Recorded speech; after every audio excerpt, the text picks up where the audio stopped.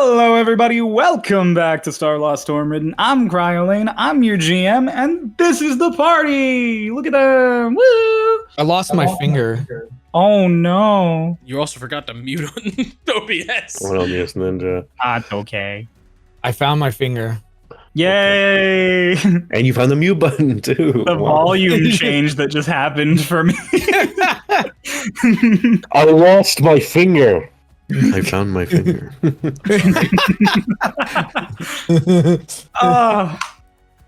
Thank you all so much for showing up for another session of Starlost Stormridden. I'm talking to the audience, but imagine if I was talking to all of you guys. Thanks so much for showing up. I'm glad you guys are here. No problem, man. It's okay. You haven't told any of us to stop coming yet, so.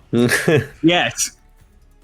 No, thank you all so much for showing up to another lovely episode of Starlost Stormridden. If you want to keep supporting the podcast so that we can keep doing it, we can keep paying our editor Marcy, and we can keep putting out all sorts of fun stuff, you can support us on Ko-fi, or you can buy our merch. It's all in the description and in the links. Go, read, use your eyes, be partially literate, at least for a moment. If you support us on Ko-fi, Marcy could potentially afford a weapon.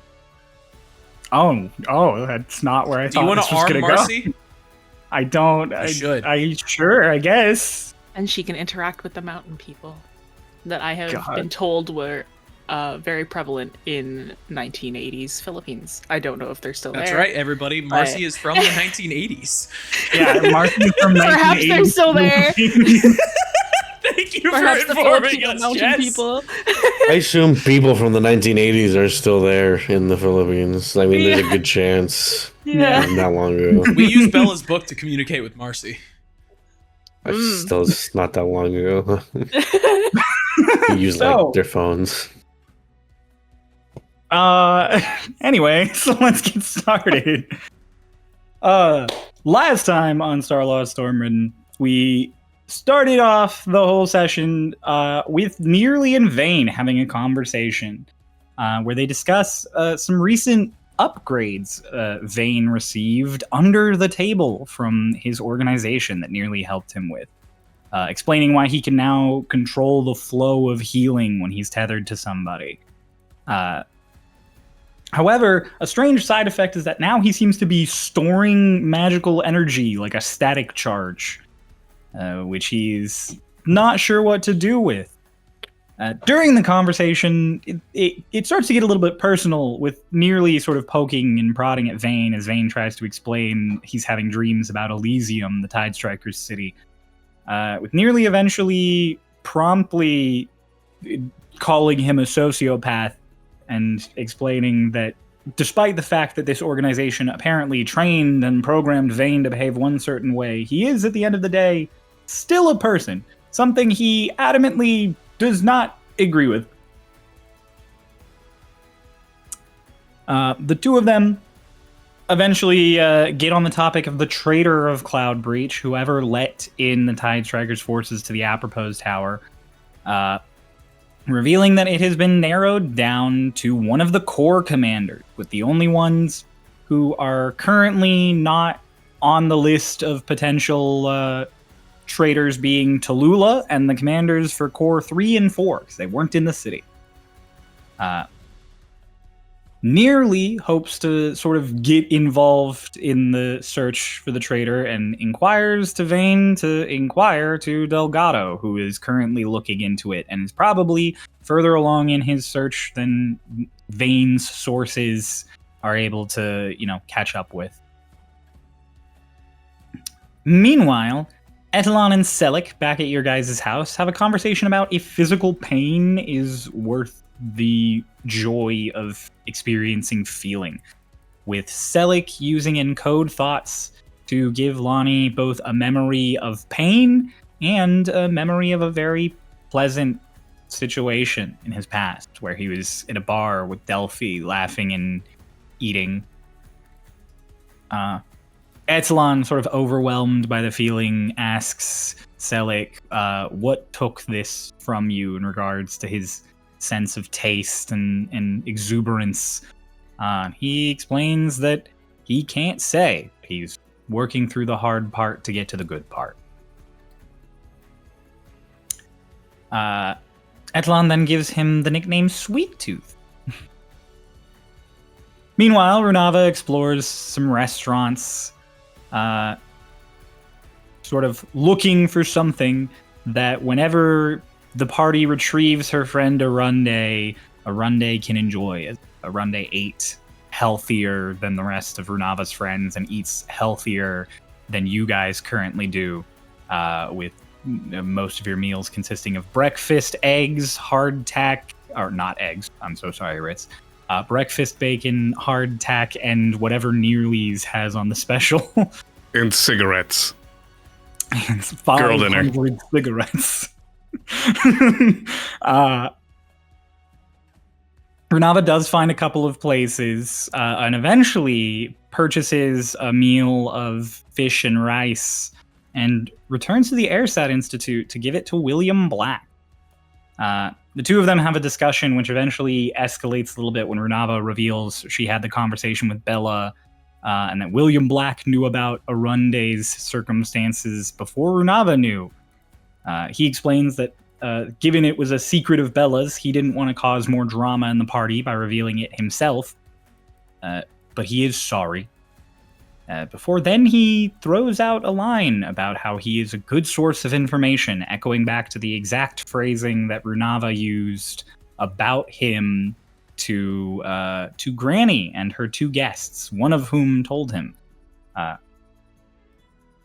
This leads to sort of a sad and tense conversation, with William expressing that he feels like none of you actually are trying to be his friend and are just using him as a resource. And eventually culminates with Runava asking him to use Detect Thoughts and revealing that the reason she is so closed off from so many of you is because she has lost so much. And with how long she has lived, she is so used to everybody dying before her, and that there is no reason to do anything beyond transactional relationships. However, much to her chagrin, as this Detect Thoughts sort of reaches its culmination, all of the friends still make her feel comfortable and warm and accepted, including William, revealing that despite her nature and best efforts, she is still warming up to all of you. The two of them sit, have tea, have that meal, and keep chatting, while Bella arrives back at your guys' house at a similar time to Rittz. And you guys start having a conversation about the fact that Rittz doesn't sleep. She properly reveals to the party that he used to sleep, but ever since he came here from the astral plane, he never has. You also discover that his pulse is incredibly faint, with about one beat every 6 seconds. Can never say that word without just everyone spiking the camera briefly, myself included. I did it. You guys do some testing to see if Rittz is resistant to any kind of interesting damage, namely necrotic, to follow some theories Selig had regarding damperism. And then during this testing, Vane arrives.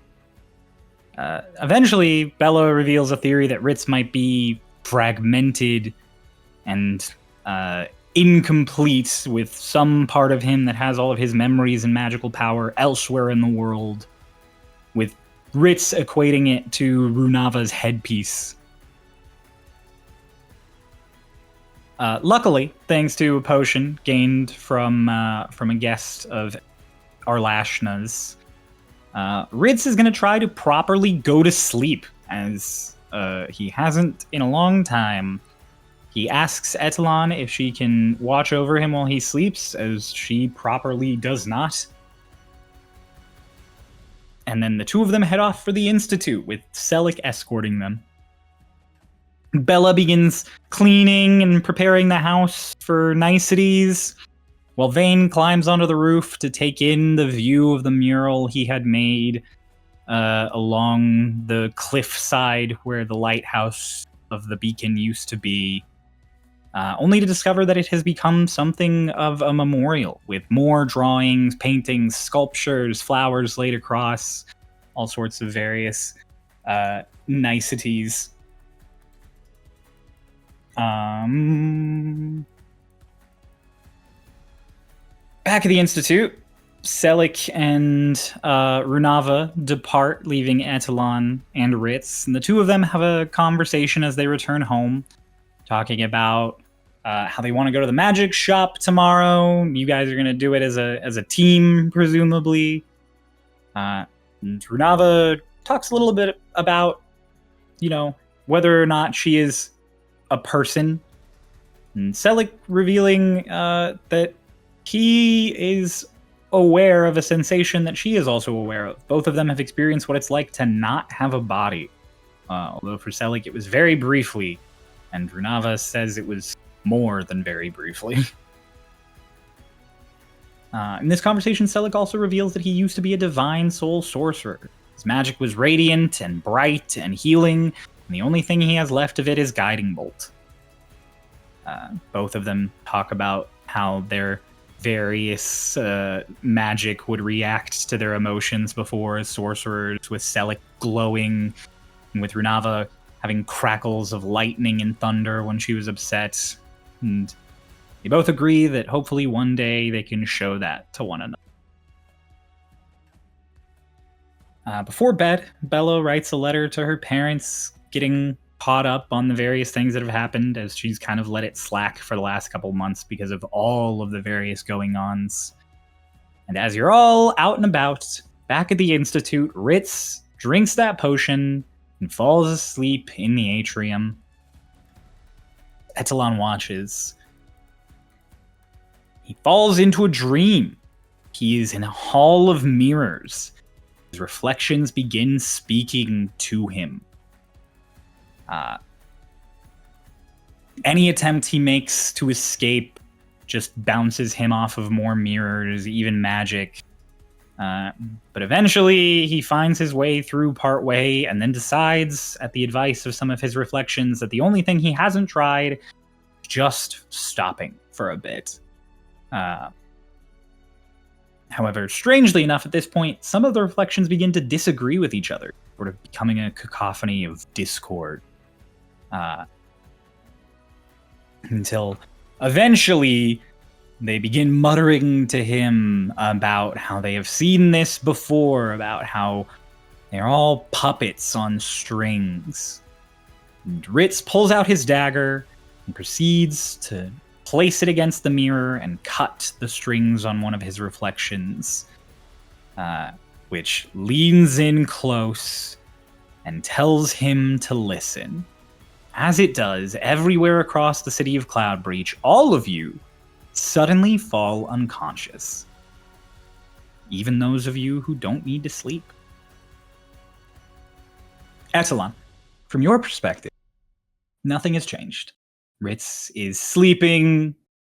He's got a couple of twitches, those little motions that indicate something is happening. But strangely enough, this is probably the most peaceful you've ever seen him. You take a moment to let him settle, and then you yourself sort of sink down into your charging state. And the atrium just sort of goes on around you. Quiet. Less than a dozen people in the entire Institute right now, probably. So, no one to disturb you. In strange inverse, this quiet, peaceful scene outside, Rittz, you are in a storm of broken glass. Every direction you look, there is pain pelting your skin. You have to squint away at the razor shards that feel like they're ripping your flesh from your bones. It is like you are falling through a blender of crystal. Sandpaper sensations against your skin. This deep gasp you make of pain is met only by the horrific sensation of breathing in shards, like you're being ripped apart. Not the until suddenly- microplastics. Not the microplastics, no! Microglastics, as Paulson said. You eventually, as you are sort of bearing yourself against this, as you feel these sharp sensations hitting bone through the fat at this point, you finally, suddenly, shocking and relievingly, are just lying on grass.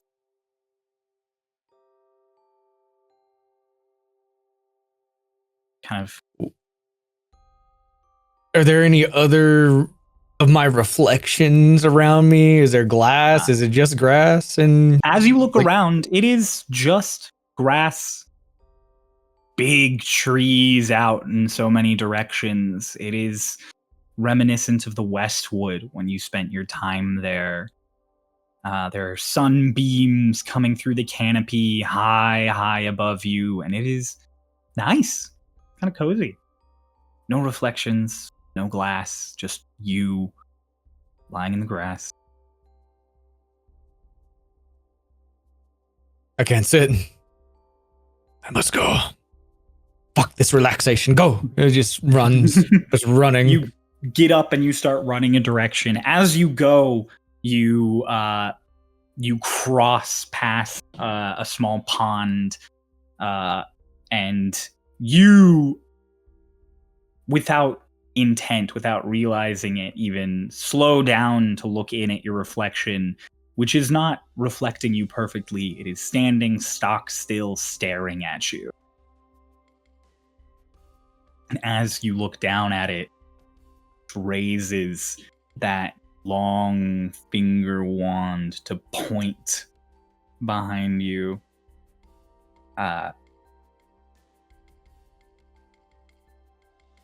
I'll look behind me.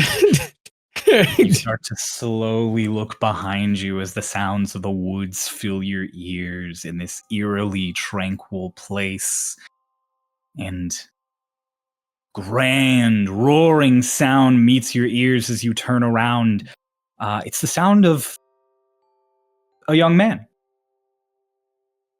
doing a playful roar and shout as he grabs someone who comes running out of the woods and throws her around in a circle as she just pats at him and just down, put me down. I didn't say you could pick me up.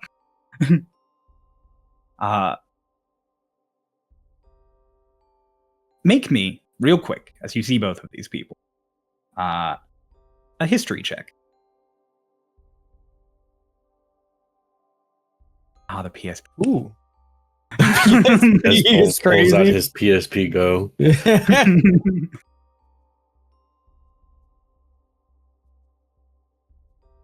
it history? Right? Mm-hmm. 23. 23. The young man here, you don't recognize. You've never seen him to your knowledge. He has a very unique appearance, though. It's sort of scales up and down his forearm and a rough kind of clawed hand and a single swooping horn off of his forehead. Some kind of draconic bloodline. But the elf who he picks up and swings around is familiar to you. Runava has drawn her before and shown you. It's her friend Arunde. She bats at this guy who's swinging around. Just, Euros, put me down! Finally drops her. And she kind of fumbles. You can't manhandle me the way you manhandle her, and smacks at him. And before you can question anymore, out of the woods, in a crackle of lightning, comes a figure that you recognize. Runava just comes in a burst of lightning through the woods, looking exactly as you know her. Except for the first time ever, that smile reaches her eyes. She is lit up and excited as she comes to a stop, maybe 15 feet closer to you than the others, and turns back to them as if she doesn't see you. Runava, from your perspective, you just beat Euros and Arunde in a race because they said the finish line was 10 feet further than they just stopped at. Sorry, repeat that? I'm reeling. From your perspective, you just beat Euros and Arunde in a race through the woods because they stopped 10 feet before the agreed upon finish line. And I am just... This is the only thing I'm thinking about. Yeah. See, it would be really... You guys were so close, but come on. You know that the finish line was here, right? You know that, right? No, the finish line was when we got out of the trees. No, you said here. So I stopped here. If I said there, I'd have said that. Stupid. You think it's 10 feet further than it is? Look, the trees end here. And he just whacks a branch. Trees end there, but that wasn't where we agreed upon. He just comes up and kind of shoves you. Ah. Oh, come on. And then he promptly looks a couple directions and then just picks you up. Ah! And then, hey. in one real unceremonious motion, he's like, "To the winner, go the spoils!" And he just throws you into the pond. Rittz, from your perspective, Runava just gets thrown over your head and you turn back and your reflection, still pointing motionlessly, just boom, is disturbed as she hits the water. I poke my head out of the water and I just point, and I'm going to vortex warp him into the water next to me. In the middle, of you floating up, he's just yeah.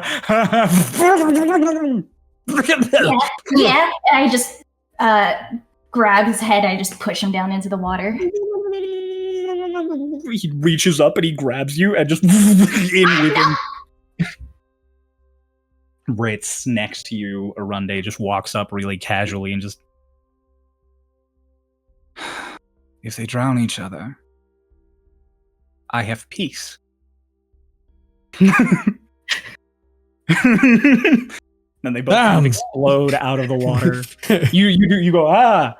No, I said damn. You say damn. No response.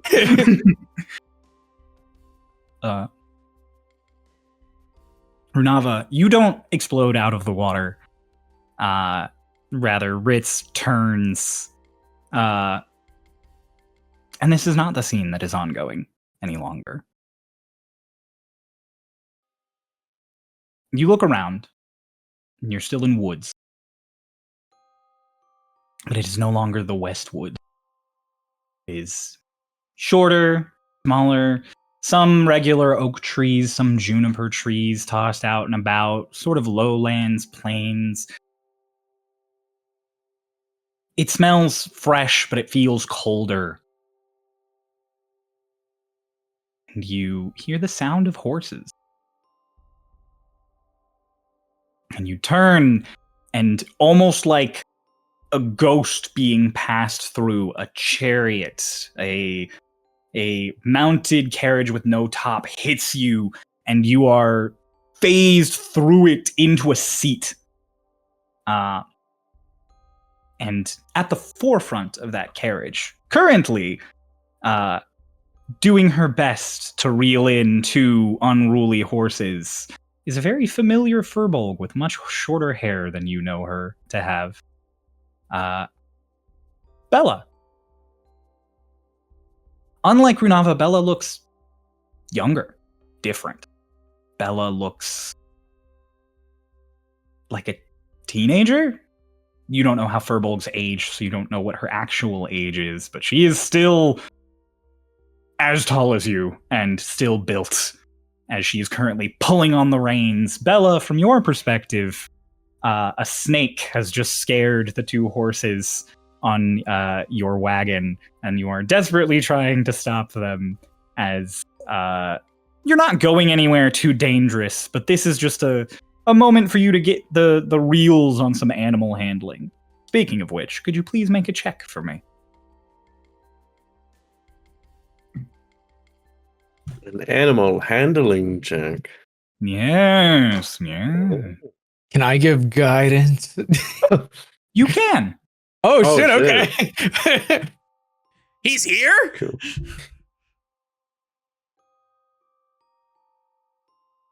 Oh boy. He's testing the waters. Well, the waters are certainly being tested.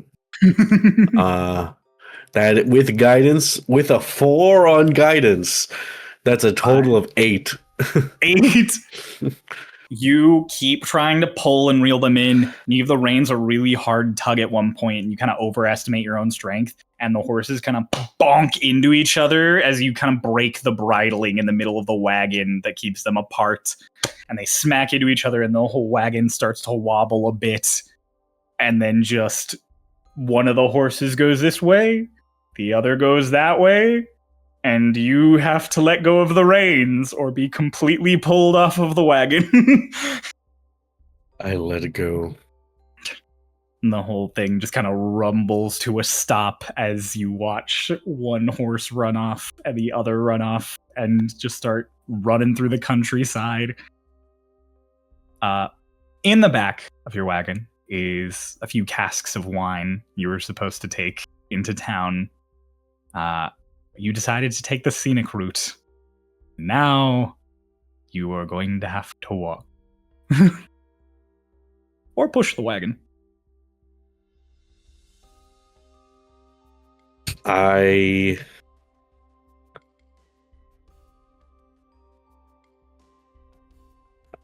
don't want to leave the wagon here. So I think I do get in front and start pulling the wagon behind me. You get very slowly. Rittz, you watch. Rittz, do you get out of the wagon to presumably make it lighter, quote unquote, or do you just sit? So wait, is the wine inside? There's 3 casks of wine in the back. I'll kind of watch, look at the wine, sniff it, take a sip. You pop one of the things open and just it's wine. It's good. It's a little fresh. It probably needs to sit in the barrel longer. Like this isn't aged wine. So it's a little too tart. I need this more than she does. Starts drinking. This is a cask. It's like a barrel the size of your chest. There are no cups. Oh, shape water. you just start shaking. Yeah. Bella, as you're pulling, after maybe 10 or 15 minutes, you hear the sound of a horse trotting up. In a moment of relief, you expect to turn and see one of your horses returned. And instead, you look over and you see your grandfather on the back of his just, well. Just looking up with a big frown. Strange enough, Proshana Belladrinis, I seem to remember that if you were heading into town, there is a road that goes straight there instead of through the hill. Yeah. Strange enough, Proshana Belladrinis, I don't see either of the horses here on this scenic road that goes through the hills.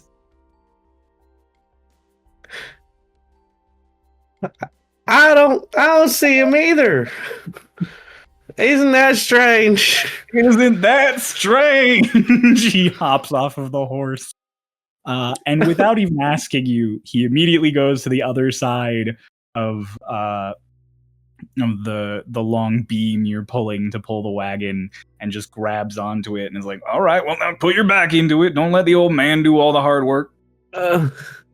This is gonna take longer than a cold night in Aventir. Oh, hell yeah, it will, but it's all right. It's still morning, and we're a quarter of the way there, which means only another 3 miles are uphill.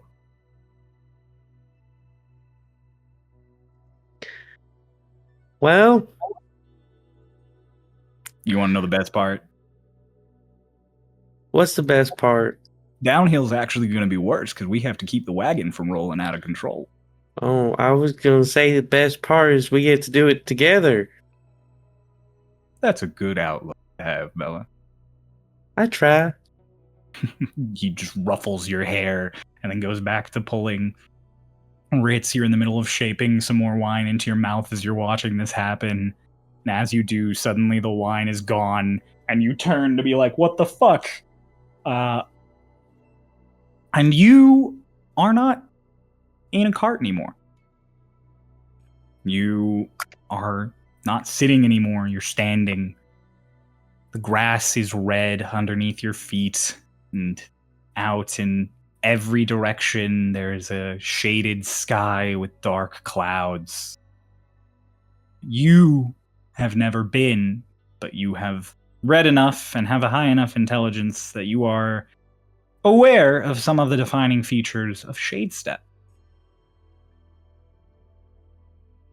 And as you sort of take all of them in, through a nearby tree just comes smashing a displacer beast that kind of rolls to a stop and scrambles really quickly up onto its feet.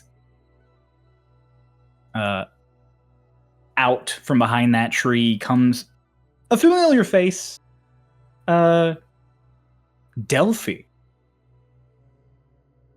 With Pumpkin right next to him and magic kind of crackling around both of his hands as he holds some metal orbs and just catapults them into this displacer beast, knocking it back down as he's just like, woo!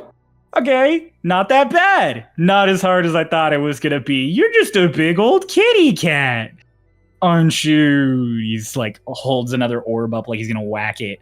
You, from your sort of outside perspective, realize that the displacer beast, as it is downed, starts displacing. Delphi is aiming for it on the ground, but it is no longer there. It is picking itself up and starting to move around him. I'll message. Watch out. Message, and he just watch out. And Delphi all of a sudden just, what the? And then leaping towards him, this creature comes in and immediately is just beamed by a bright light. Selic, you just had to save Delphi's butt again. After he decided, instead of sneaking up on the displacer beast, to just fight it. He comes out of the side, and he is wearing robes, white, golden ropes around his back, and very similar to his wings that you've seen him sprout that were made of smoke. He has angel wings that are just full of light. And you just hear, you always gotta remember, cats hide their claws. Okay, all right, I get it. And his Do you have to face- do the whole guardian angel bit with the lights and the holy aura from above? Only when there's someone to be guarded. You almost cat food. I would have been fine. It would have been a couple of bite marks, and then Pumpkin would have helped me, right, Pumpkin? Pumpkin just shakes its head. Just, no, come on, you're mine! Don't let your guard down. And he throws his hands up and daggers surround all of them. And his mouth. Perfectly fine. This is very much a moment where you can see that they are twins. I was literally about to say, in this moment, you absolutely are able to see that they are identical twins. They looked very similar already, but with Selik's face a lot more colorful and properly, jawed. Big smile. Huge smile, actually. Rittz kind of like is very shocked. He kind of like goes really close to Selik. What happened to you, my boy? What? What? You do the whole, what happened to you, my boy? What? And then, incredibly uncomfortably for you, Selik walks through you. Ah! Selik, from your perspective, you suddenly get a chill up your spine. Ugh. Did it just get cold? I'm just too cool. Runs through his brother. Oh, it did get cold. Oh, Yeah, how's that cool, guy? I'm too cool. No, you're not. Selik, we have to fix this. Pumpkin, shake. Get your cardio in, dance, that'll warm you up. How did that fix anything? Get your dancing in. I'll deal with the cat. You deal with getting your cardio. Are going back and forth, being like, cardio, no. The Displacer Beast does just tackle both of you. As it does, Rittz, you get pushed back by this beast bumping into you, and you fall into a cellar. You, my boy.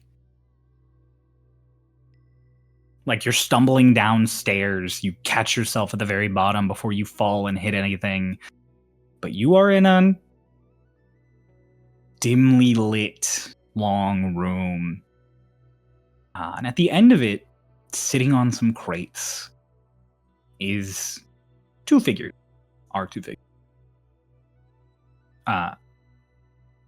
Vane, very much as you know him to be, is currently sitting and sharpening a knife. While sitting up on top of the crates, is a tiefling woman. Dark, red skin. Sort of shorter, black hair.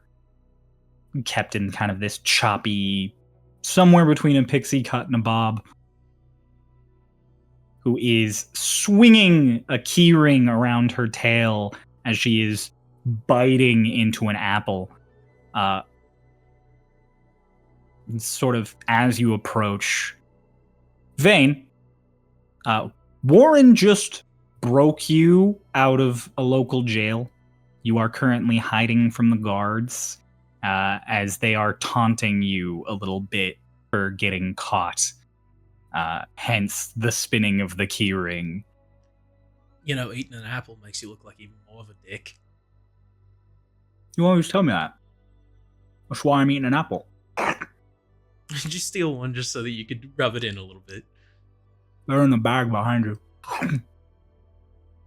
Oh, shit. He just kind of like jabs the knife into it and just pulls one out. Okay, so that's test number 3. Bad. Stealth. Bad. You need to work on that.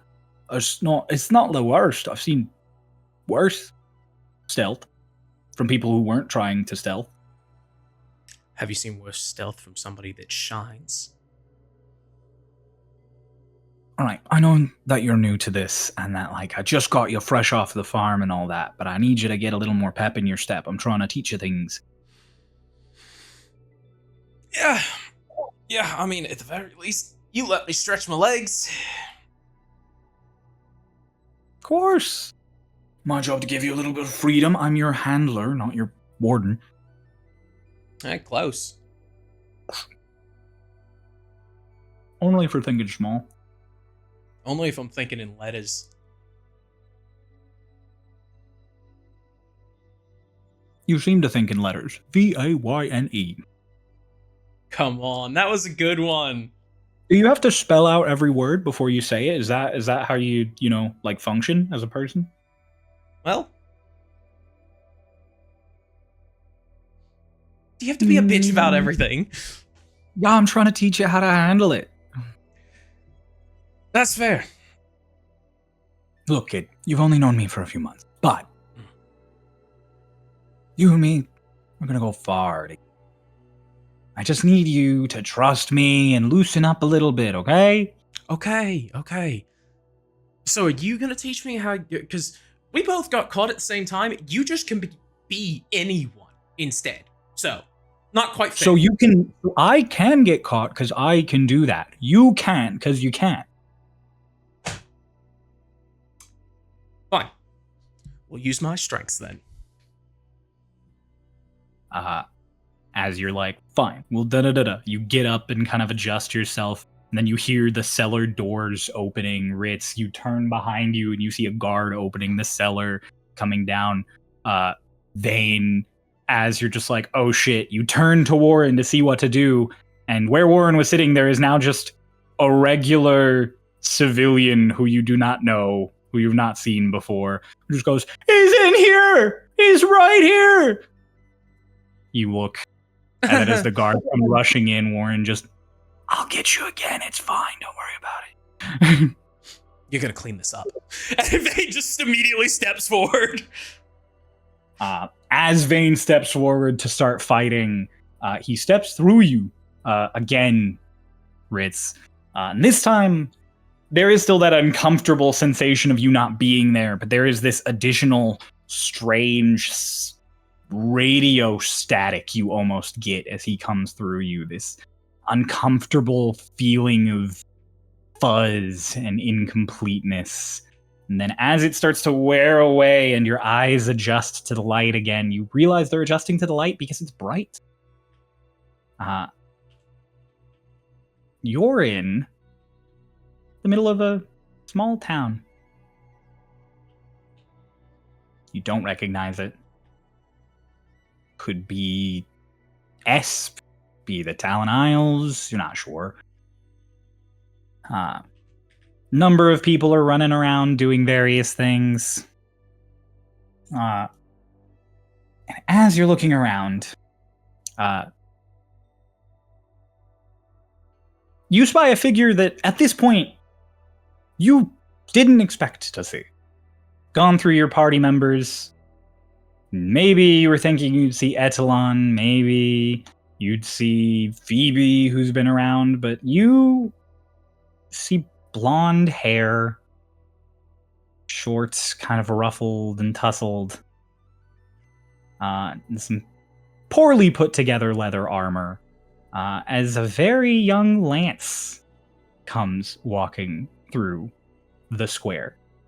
It's got to be 16, 17 maybe.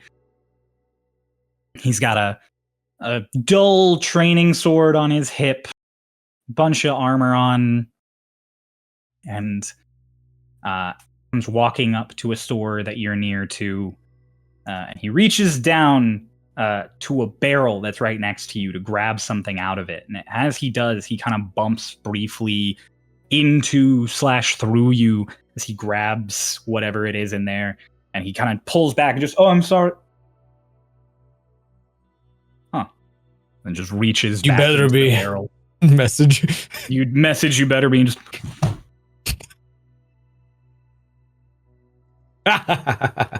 He pulls out just like a wooden, like, hunk.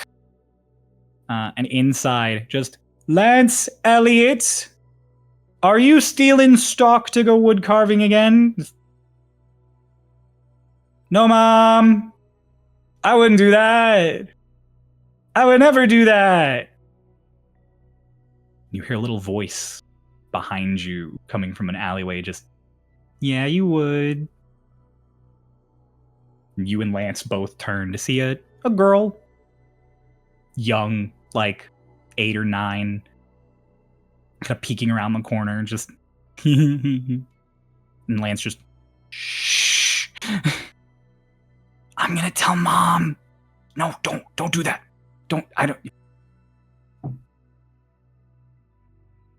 I'll take you fishing. Before or after you're grounded? I won't if I get grounded. I can't. So maybe you just don't tell Mom, and then we're good. She just, And he's just, please, Cam, for your favorite big brother. You're my only big brother. Therefore, I am automatically your favorite big brother. So, please. And she just, you take me fishing and you tell Dad I caught the biggest one, even if I didn't. You drive a very hard bargain. Okay. And then as he starts to walk away from the door of this shop, she just, why do you want that anyways? And he kind of tosses the wood up. And it's as you look at it, it's a wooden carving of a knight. And Lance is just like, I was just really proud when I carved this one. Selling it doesn't seem right. So, Mom can have me carve something else. I'm gonna go train. Cam, as he walks away, just like, you mean you're gonna go swing your sword against a tree and make sounds? And he goes, no, I'm gonna practice properly. Like this. And he like lunges to grab her and tickle her, and he lunges through you again, Rittz. And as he does, seemingly colliding with you, you fall on your butt, properly knocked over. And you are in just an open field.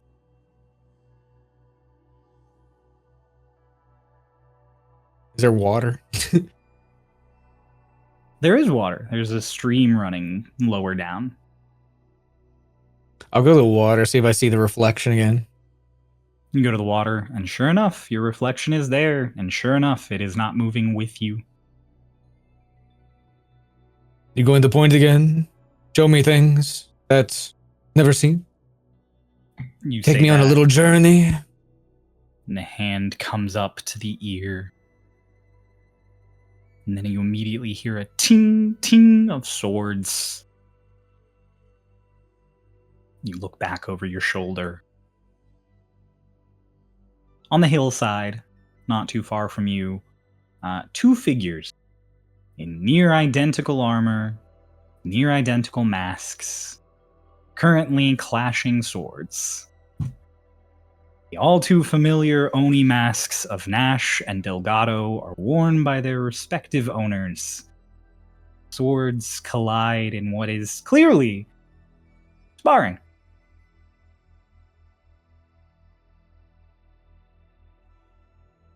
Two of them matched blow for blow, neither one getting an upper hand on the other. You've seen plenty of spars and sword fights. You're from the Gith.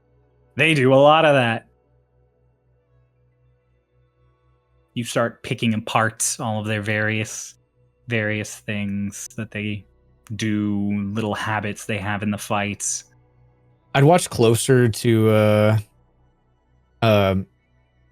one that is our enemy. I forgot his name. Nash? Yeah. Make an insight check. Remember, both Delgado is the enemy.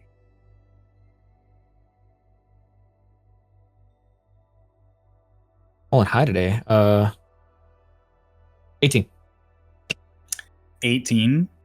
As you watch, like I said, they seem incredibly evenly matched. At some point, though, you do notice Nash is quicker than Delgado. He moves more fluidly. But there's something off about his stance. You can't quite pick it out. You're not a fighter. You've seen plenty of sword training, but you've never been the one doing days and weeks and years of it. Even when you were trained in how to do that, you didn't really like it. You didn't pay much attention. There's something. Maybe if you were a little more insightful, or maybe if you were more familiar with that kind of fighting, you would be able to pick it out, but you just know that there's something off in his stance. As the two of you go at it, or as the two of them go at it, as the two of you go at it, roll initiative. You're fighting Nash. As the two of them go at it, they start to banter. It's just wow, you've trained so much, brother. Clearly you've improved greatly. That's why you aren't getting a single leg up on me. Oh, well, clearly I'm doing something right, because after all your efforts, you haven't managed to nick me even once. I'm trying to nick you? I thought I was playing defensive here. Oh, playing defensive, huh? That's why you keep jabbing from my shoulder. That's defensive, huh? Very defensive. The best defense is a good offense. You say that all of the time, right? I cut your arm off, you can't hit me. Like you could cut my arm off.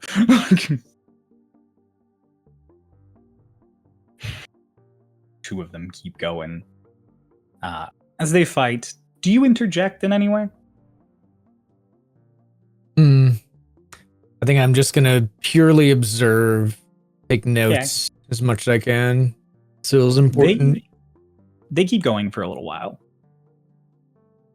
Until eventually, at one point as their swords are briefly locked, there is a shout in the distance.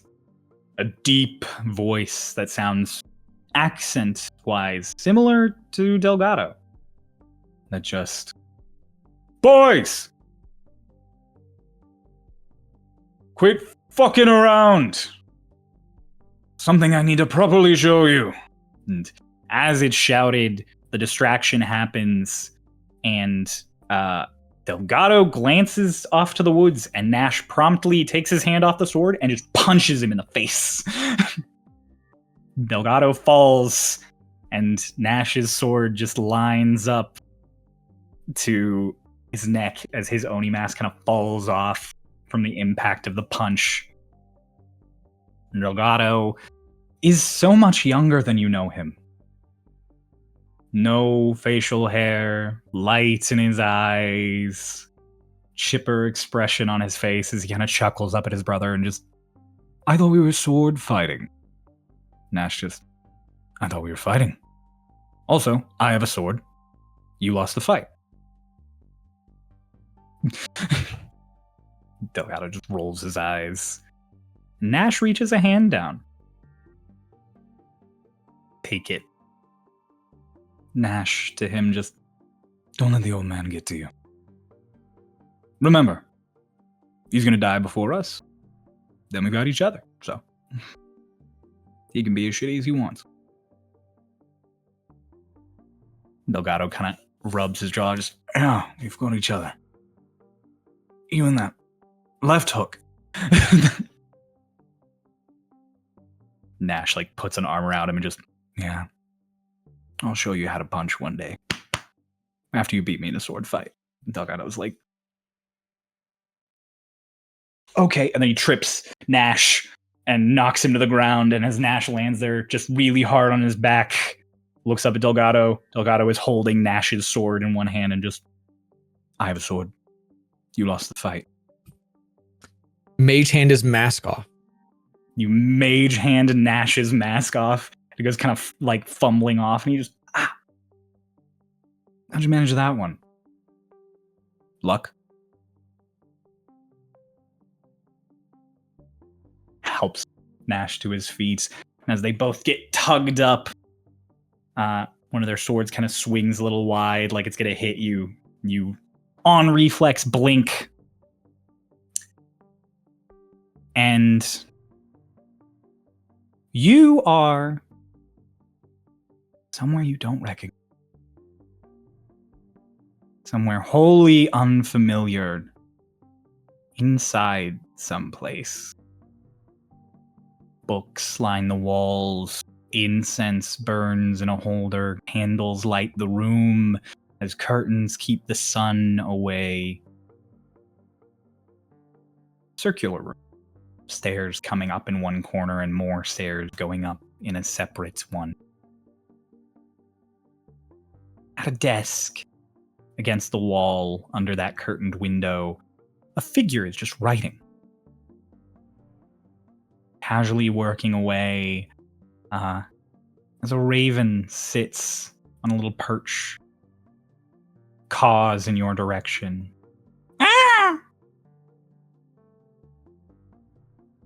Starts to like move around.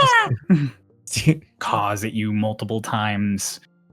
Just there's from the person writing, they put down the quill, kind of turn back a little.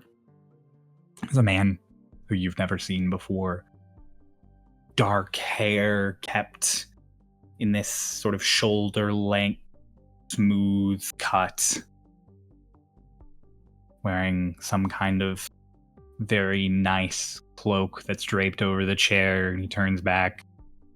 The raven keeps cawing at you, and the man just turns back to it and just, shh. There's no one here, Bartimaeus. Relax. And the raven just, I want to see what they're writing. You come over and peek over their shoulder. The bird.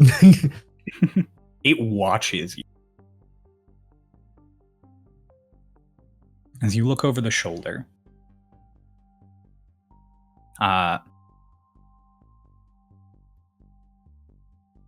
they're writing about the moons.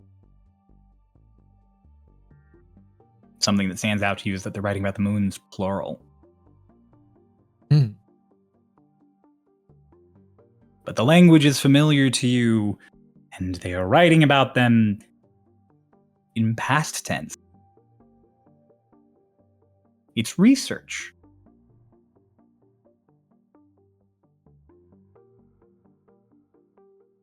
Researching missing moons.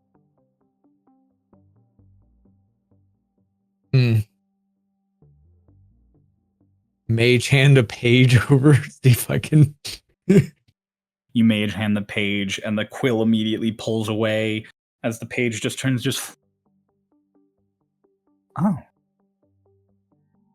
Well, Bartimaeus, my apologies. And the figure turns, and you watch just a subtle movement of their hands as their eyes glow. Look directly at you, just... It seems we're not alone. And as those eyes gaze at you, you glance around to be like, me, and just... Yes. Can you hear me? Message, can you hear me? Just a hand reaches up. For a second, it feels almost like you get plucked out of where you're standing, pulled in. You feel this strange sensation, like you're getting tugged at by gravity on all sides of you. And then just, what are you? Then like a string snaps, the sensation is gone, and you are in darkness.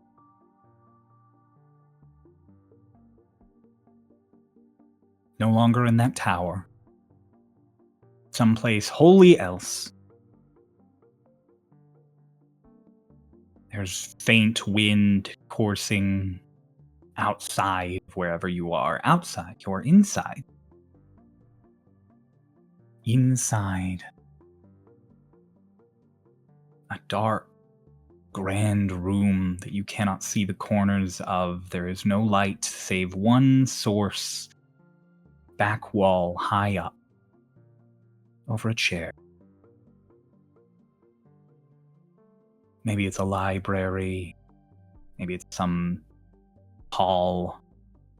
There are other chairs and tables lined up, all empty, and you hear what sounds like fighting outside. flash of lights comes across the window and everything gets brighter for a second and then dies back down into the darkness. And there is a figure sitting in that lone chair at the head of the room. Figure with crimson red hair.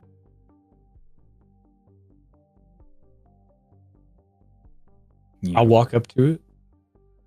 You walk up? Mhm. The very familiar figure of William Black sits in a chair. Very similar to Runava. He looks exactly as you remember him. Not like the other visions, where there's some indication of passage of time. You know he doesn't age. Maybe that's it, but exact same clothes, exact same hairstyle, scars, indicators.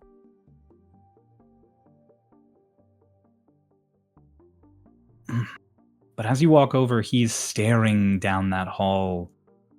His eyes are not gray. They're not gold. They look like they were scratched out of a sketch. Like when you don't have an eraser and you just have to drag your pen across the page over and over to hide your mistake. Stares out at this empty hall as sounds resound outside. Cacophony of discord.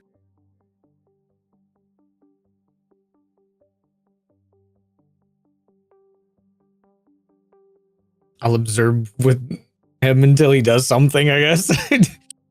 You observe. You sit there, stare out at the door as it feels like someone is trying to get in, the slamming of a force on it over and over. The lights flare in that high window repeatedly.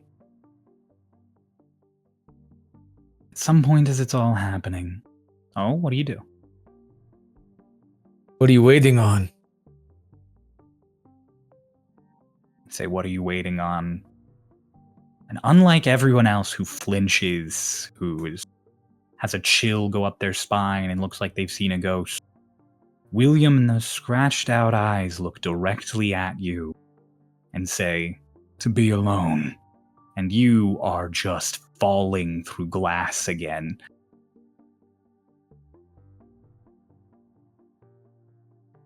Just twirling through fucking razor storm of shattered fragments and possibility. Finally, you collide, not with a surface, but with someone. Runava, you are suddenly in the dark, like you're nowhere. As Rittz just comes flying again out of nothingness and bamming into you, knocking you both onto the floor, you suppose? It's just black in every direction. Me again, or am I that? You're you, proper. Ow! What was it like from my perspective? You just passed out on a random street, and now you're in pitch dark blackness, and Rittz came flying in and smacked into you. Ow! Rittz? You can hear me and see me? Yes. Oh, finally! God!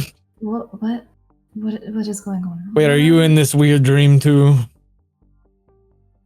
Am I in the dream? Are we awake? What are we? What? Wait. What year is it? What do you mean, what year is it? What day is it? Are you from the past? Are you here now? It's sun I've seen so many things. What? I'm so... Did you not sleep? I'm asleep. I think. You think? I mean, why are you here? I don't know. I was talking to Selek and then I passed out, which isn't something that I do. Oh.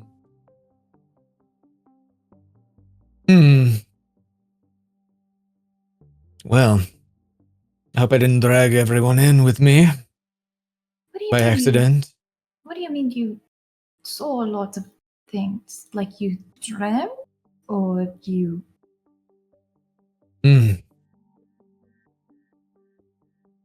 More like dream turned to reality. Weird, strange, absorb sound, feeling. Could interact at a certain level. Felt like memories I shouldn't be a part of. I even saw you with your old companions. You were thrown into some water after a race. Then you teleported them into the water with you. Ring a bell? That's happened multiple times over several years. I'm assuming you're talking about yours and You've never told me about it, right? No, the only person that I'd really told about experiences with the Euros and Rende was Selek.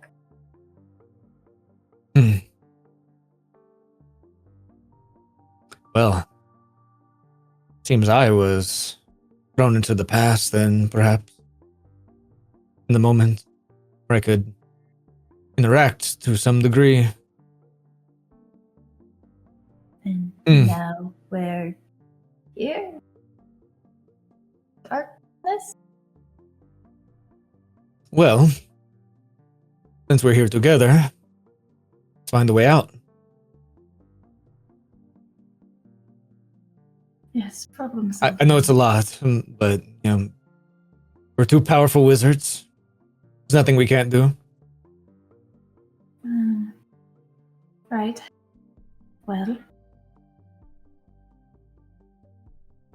All right. I just a wad of ink appears in my forms in my hand, and I throw it out, and I'll cast firebolt just down into the darkness. Roll to hit. Is that a 9 or a 19? That's a 19. I need to turn my lights on, so that's a 26. Yes. 26. Bella. Oh. You Oh, pass I'm to so sleep on sorry. the bed. I knew Suddenly it. I had a woke. feeling. In darkness, nothing else going on around you. You kind of looked in every direction, and then you suddenly see a little boom of light appear for a moment. And in half a second, you process light, Runava, fire, and then you just boom get whacked with a firebolt. Ow! Oh.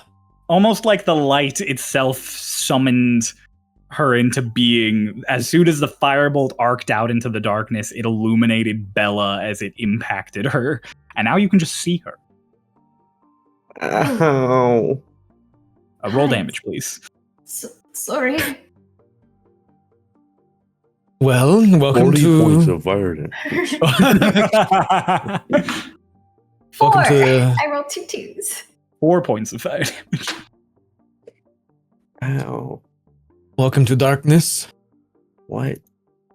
Are you also functional in the present? What year is it? What? What month is it? He asked Are- me the same thing. Oh, I've been living through realities.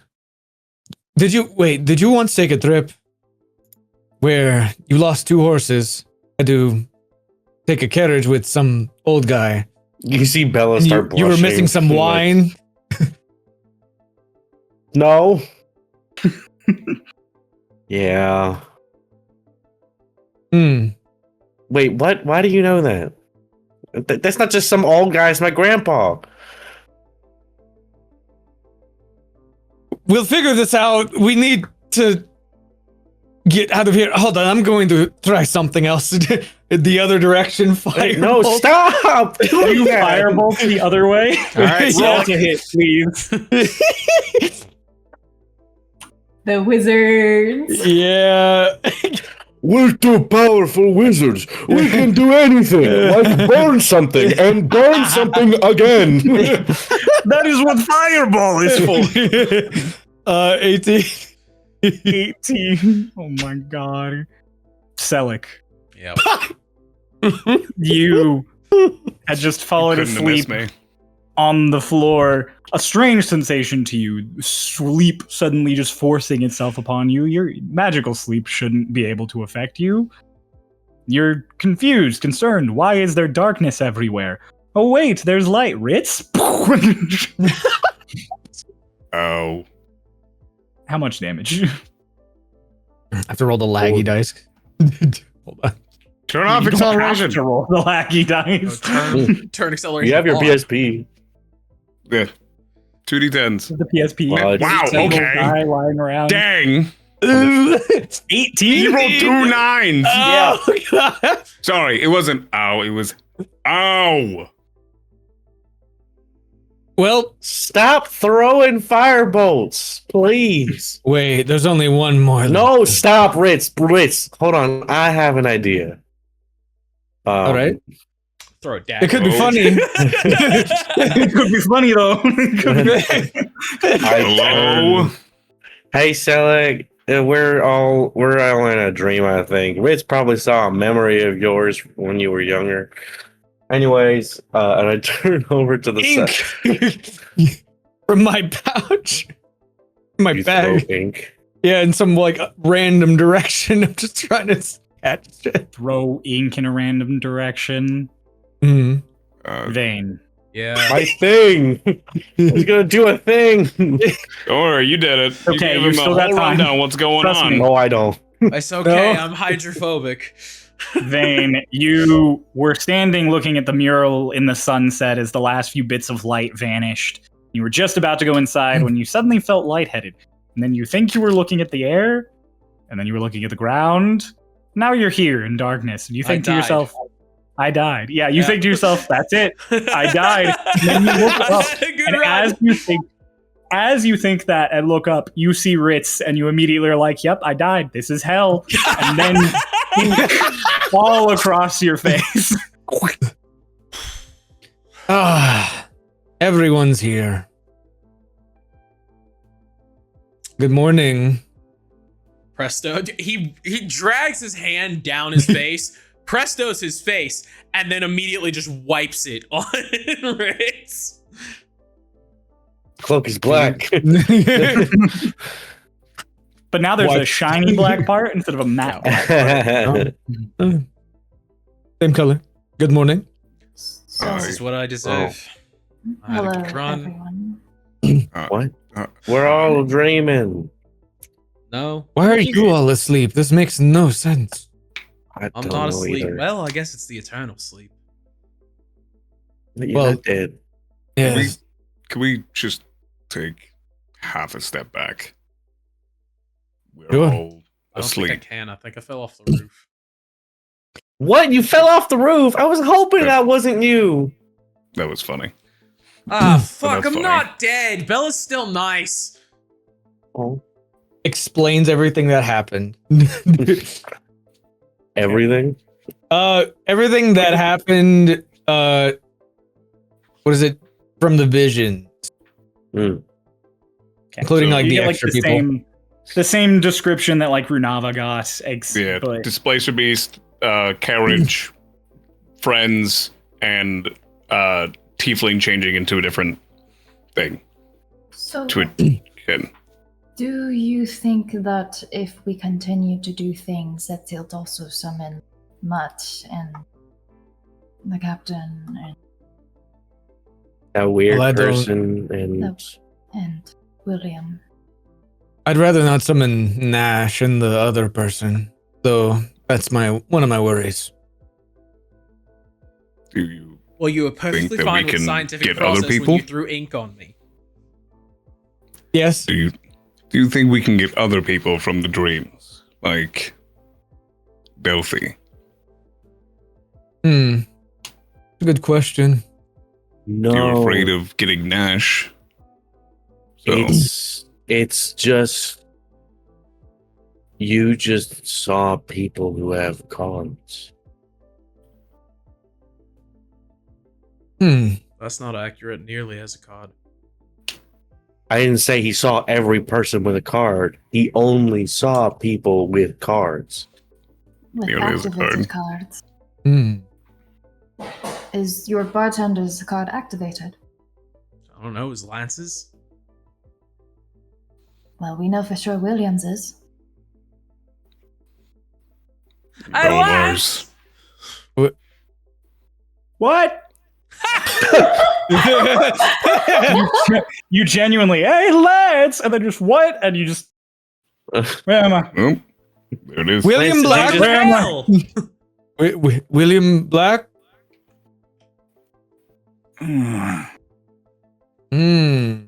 So we can focus it, maybe.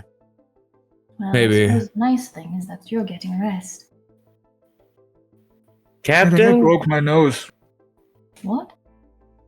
I fell right onto a step in my office. I think I broke my nose. Captain? At ease. You just turn. Delgado's just standing there, completely nonplussed. All right, great. Hello, Well- everyone. Rittz, explain everything again. Explains, leaves the same shit out. You go through the rundown. Everyone just sits and listens. And so you get through like Lance's, and he's just like, oh, I do remember that. Oh, that's cool. You mentioned seeing his sister, and he's like, oh. Gets real sad immediately. What? Oh, I just haven't seen her in a long time.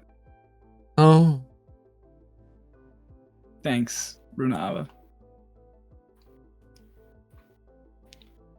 You really God. wanted to be alone. At who? William Black. Oh, wait. Alright. Yeah, he's here, right? You say Yeah. that to William Black. After you explained everyone's stories, doing William's last because you're just doing them in order, William just... I don't often say this. I don't remember that. I guess I do often say this. It's just usually in a broader sense, nothing specific like that. Well, we know it goes back a long time. But I saw that memory was from hundreds of years ago. Maybe this is before you can remember. How does Delgado react to his memory? Delgado does not react to like any of this. He looks so clinical. Captain, have you ever experienced anything like this before? No, Right? I'm just trying my best to approach this tactically. I have a theory. I also have a theory, but we'll hear yours first. We're all dreaming. I think that's more Awesome. of like a... No, Oh, was that... Sorry, please go ahead. No, I'm not done. I thought that was We're the all- theory. I'm like, I think you're right. We're all So- dreaming. You said you had the ability to talk and interact with the dreams. Mm-hmm. What if we all can? What if we could control those dreams? Well, I was going to say, if we can interact with dreams, and we're all dreams, I know of a way to get rid of dreams. It might put us back. Oh, I was going to think of a door. Oh, I was just going to eat one of you. Oh, Well, so I think... Nose goes. Okay. I think We should Okay, go slow ahead, down. I think we're taking a lot of steps. I think we should ask a very basic question of why are we here? Do we know? Again, the over-under That's that I'm what it is. dead is like... You're not dead, Vic. So what's your plan? What's your B answer? My B answer is that I really want to see if we can reach out to the last one. That's really not an answer to my question. He might know but more than we do. I appreciate your enthusiasm. The last two? Last two. I presume he means the one you don't know, since the last one was me and you know me and I'm here. I also meant Nash, actually. Nash and the other guy. I don't know Well, if he they said both his have name, cards. so if he shows up now... You said his name, but you didn't call out to. You called out to us. Mhm. I don't want to call out.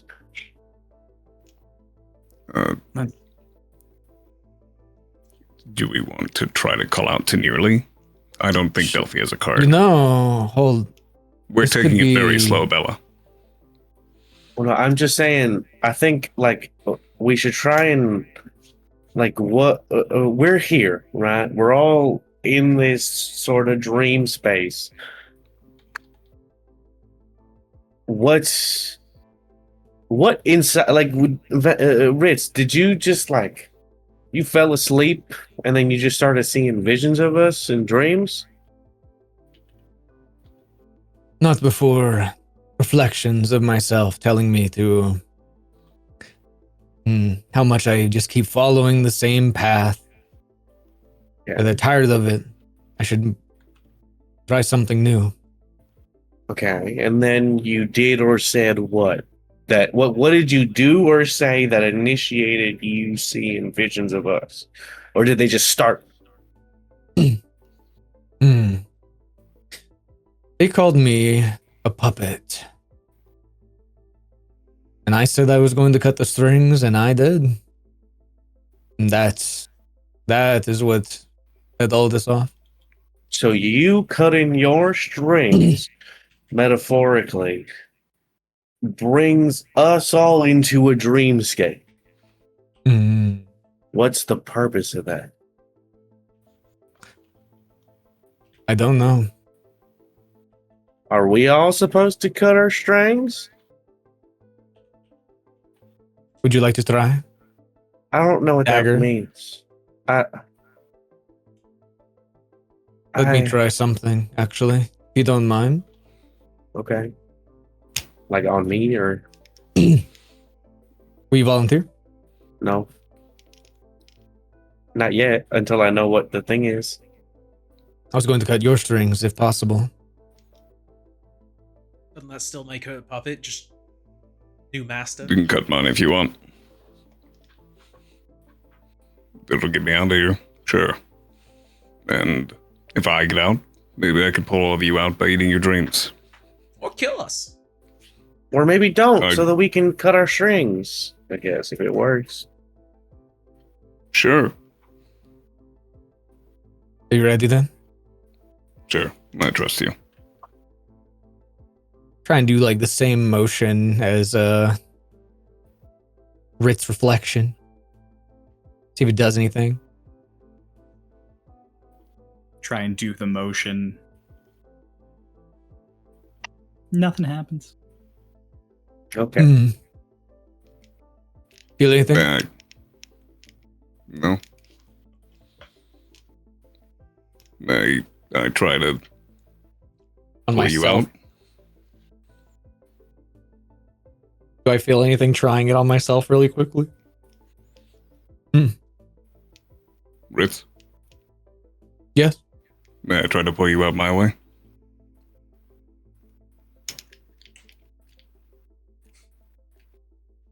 Do we want to try it? Do we want to try it that way, or You can say no, friend. it's not that I'm opposed. I was just curious if how much this could be controlled. You're And- afraid that we'll leave before you can figure more out. Also true, Okay. but I did this without expecting others to be pulled in. Did you expect this to happen? No. Okay. Well, then try your things. Do what you want. If you want me to try to pull us out the way I know how to get others out of dreams, I'll do it. Or if Really Bella has another quickly- idea. I have one other idea. As he kind of like looks towards William Black and all the captains. This could be the opportunity to corner Nash in a place he's not familiar with. That's true. It's also an opportunity to summon Nash in the middle of a bunch of people he wants dead. Two sides of the same coin. We're not ready to fight Nash. I don't know. Are we Absolutely like not. armored? I don't know. I feel Or- kind of ready to fight Nash. like, are we armored? Are we Yeah, you guys are inventoried? just in your normal day-to-day attire.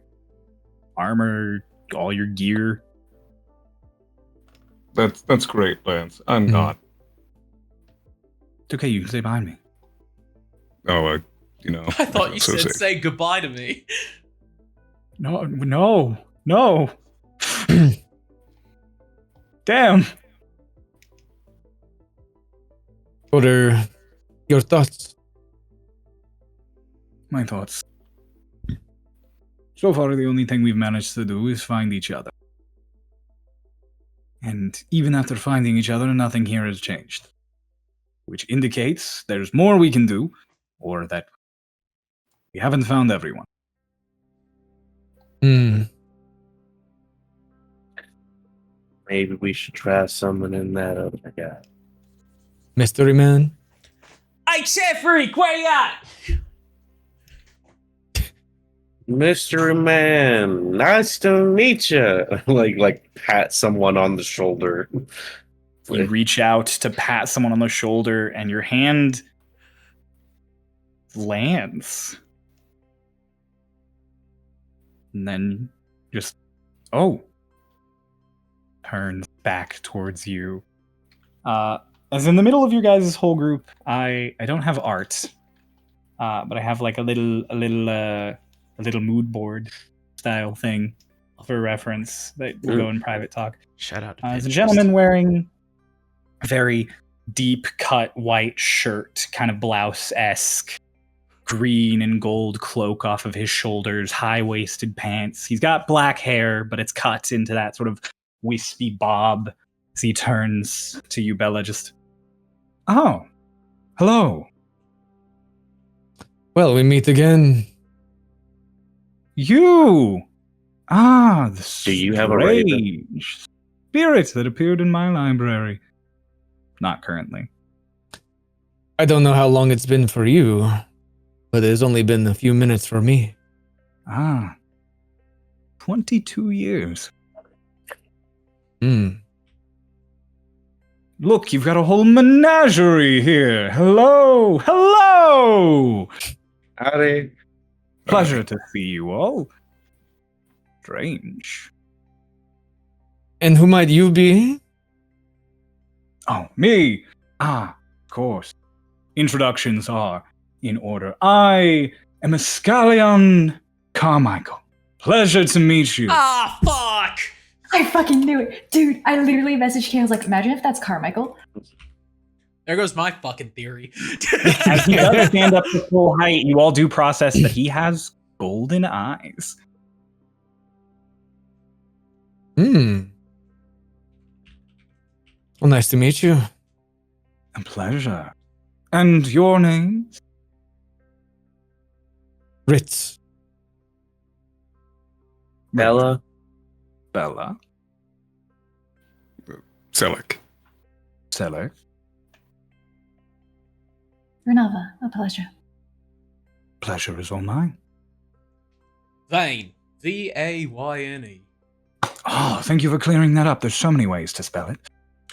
Yeah. Delgado. I'm Lance. Hi. There's like another one, but we're not inviting him. Interesting. Well, thank you for bringing me to the void.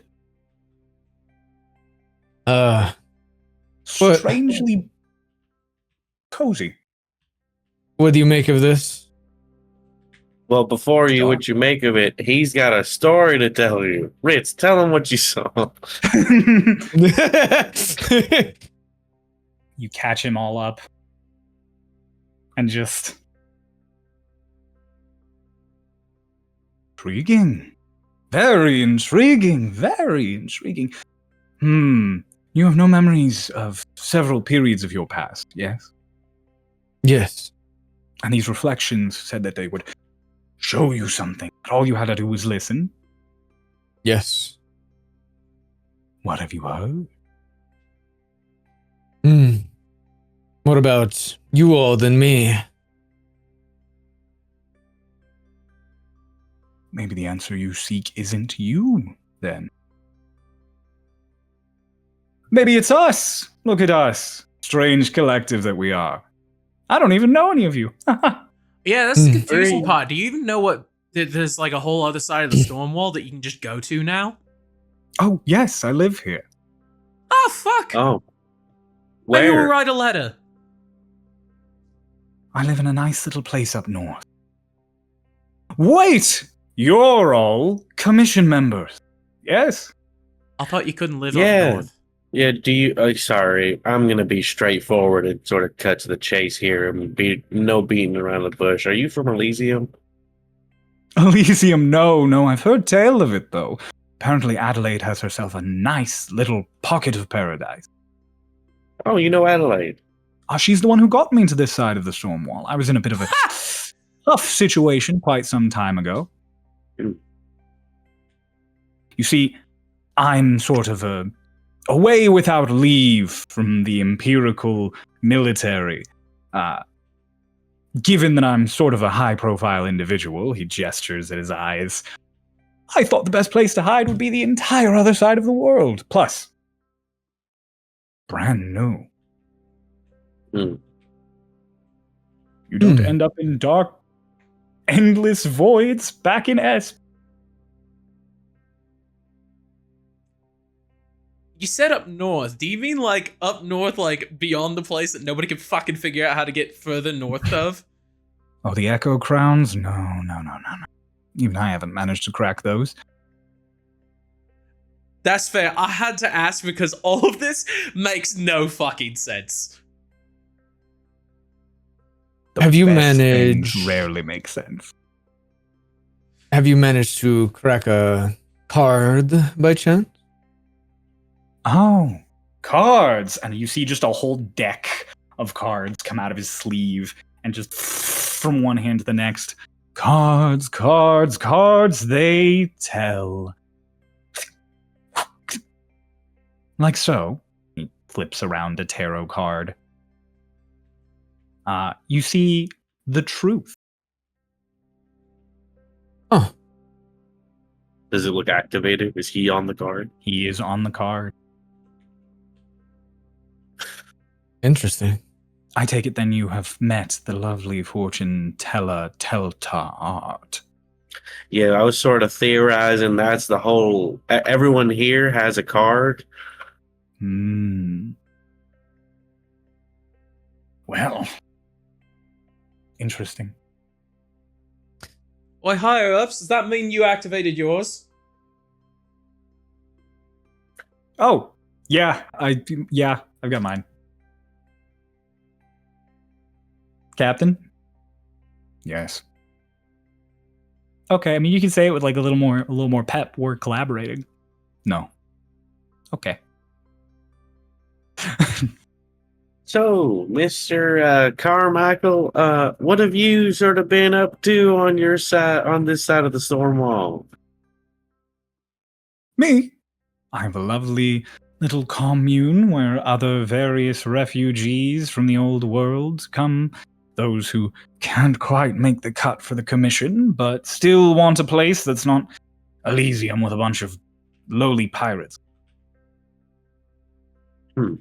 I dare say it's a nice little cut of... not paradise. It's got its problems, but... Is nice it enough. recognized by the commission? I don't think you all even know I'm here. Do you, Captain Delgado? No. Ooh, he sounds like I'm in trouble. Are you familiar with him, Captain? No, actually, I've never even heard the name. Strange, most golden-eyed sorcerers have something of a name for themselves back in the old world. Even ones who've run away. My name, you won't find it in any books. Is that by Why's that? design? Yes, intent. Not mine, but someone's. Someone you can't talk about?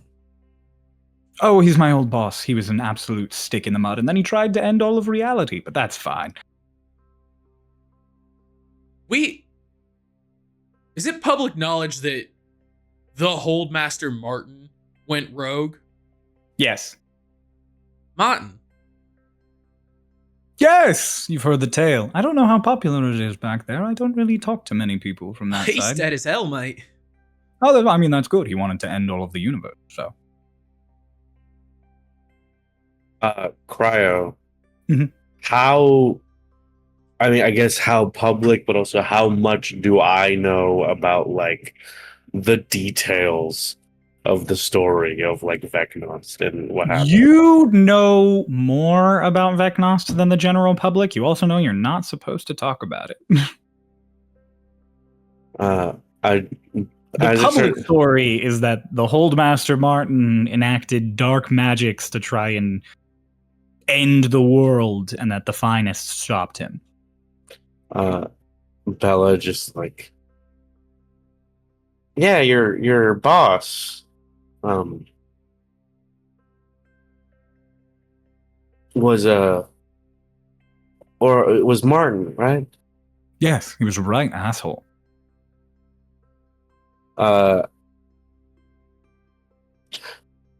was gonna say, so when I want to ask if when Vane said Martin, like specifically when he said Martin, can I try an insight check to see specifically if he seemed like relieved that it was Martin and not Vecnos that he heard?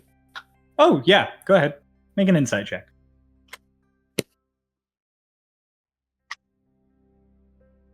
At advantage, thank God, that's a natural one. 23. 23. He seems like he expected the name Martin. Okay. Right. Okay. So, and you weren't on board with ending reality or anything like that? No, I like reality. I live here. Guess that's fair. I do very well for myself. There are so many books to read. Well, in all of your books that you've read and all of your experience, do you have any idea what's going on here or any way to sort of end or solve whatever, why are we here? To my knowledge, we have all been brought together by a force beyond ourselves. This force was able to put El to sleep, draw us into a shared dreamscape, pocket dimension perhaps, all with intent to teach our yellow friend here a lesson, or maybe all of us need to learn this lesson. What lesson that could be, I'm not sure. However, as you all discovered with summoning me, it seems the only ability you have here is gathering. I presume whatever results that will be had when everyone is gathered. However, that requires more. I have an idea. Mm-hmm. I mentioned it was nice to meet you and I sort of brought you here. Yes. Nice to meet you. Thing that brought us here? You reach out, and your hand just... Oh man, it's worth a shot. Quite. No, it's an inquisitive mind. That's good. Good. What happens if I just go, hey, Bella, wake up?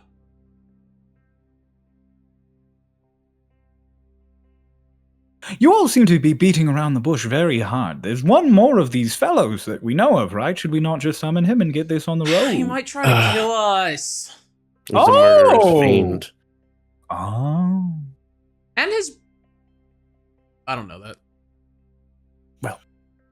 For those who might not be informed, golden eyes are more than just a flashy fashion choice. I'm quite confident that if someone came and stirred up trouble, I'd be able to handle it. Captain Oh, Delgado, do we have permission to see this go down?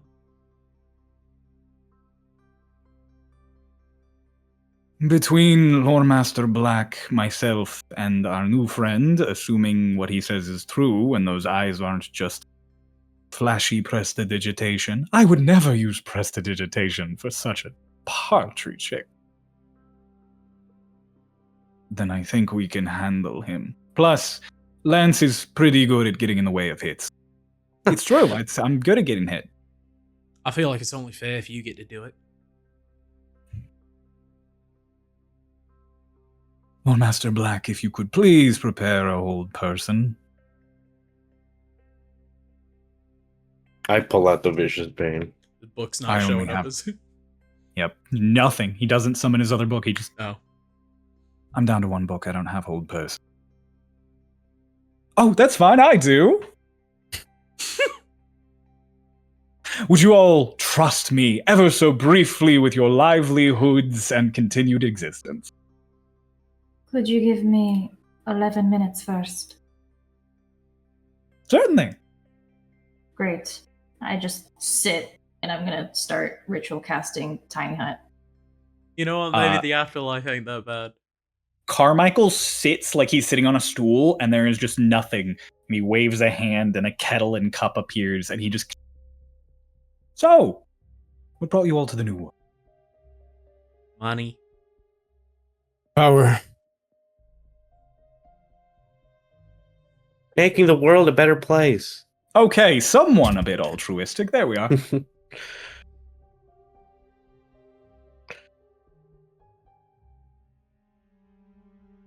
What about you two? I don't think I should talk to you unless my boss says it's okay, and I don't think he's going to say that. I'm not. Very well. Oh. I straighten up and take a step back closer to Delgado. Chamomile, anyone?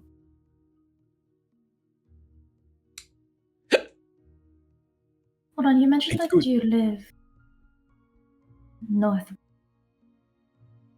Yes, no, I've constructed myself a fine replica of my old abode here in the New World. A lovely little tower I keep to myself in with those who stay with me. Wait. Like Is it in the desert? Oh, it's a bit north of the desert, but yes, it's in that area. Have you heard of... What is going on with you? Fuck, do I not know that shit? I think Runa might just be saying it because you're whistling Yeah, I know. louder I than do the know, kettle. but I need to double check myself before I fuck myself up here. I think we all know about the tower We Yeah. all know. in Do you the think desert. he made the fuck off tower?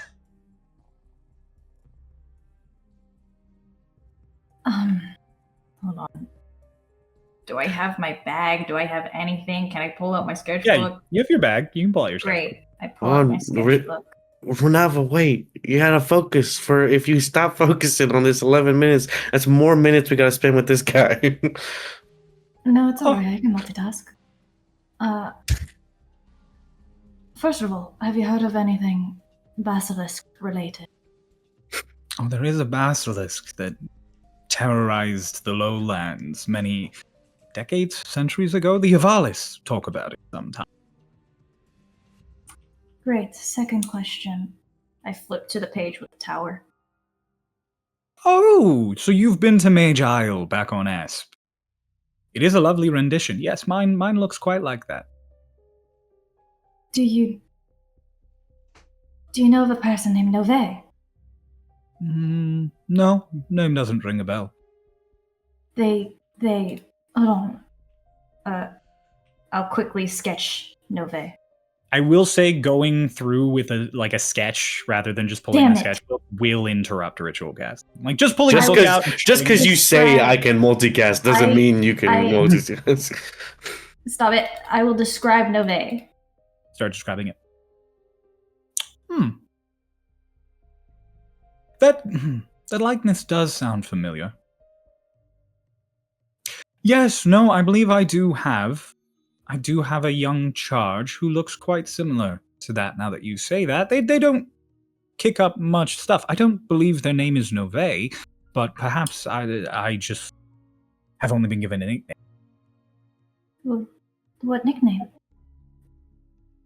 Oh, they just call themselves Kin. Like Kin. Kin. Kin. Why Kin? I've never really thought to ask. If I may Yeah. offer a theory. Sparkly one, yes. They are your sibling, aren't they? Next to kin. Come on. Oh, That that's makes- comedic. No, they're far more clever than that. Oh, come on. Ooh, vicious roast. But yes, they're my sibling.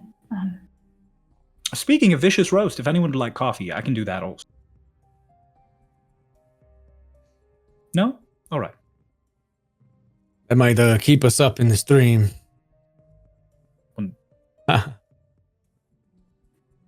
Um, Never know.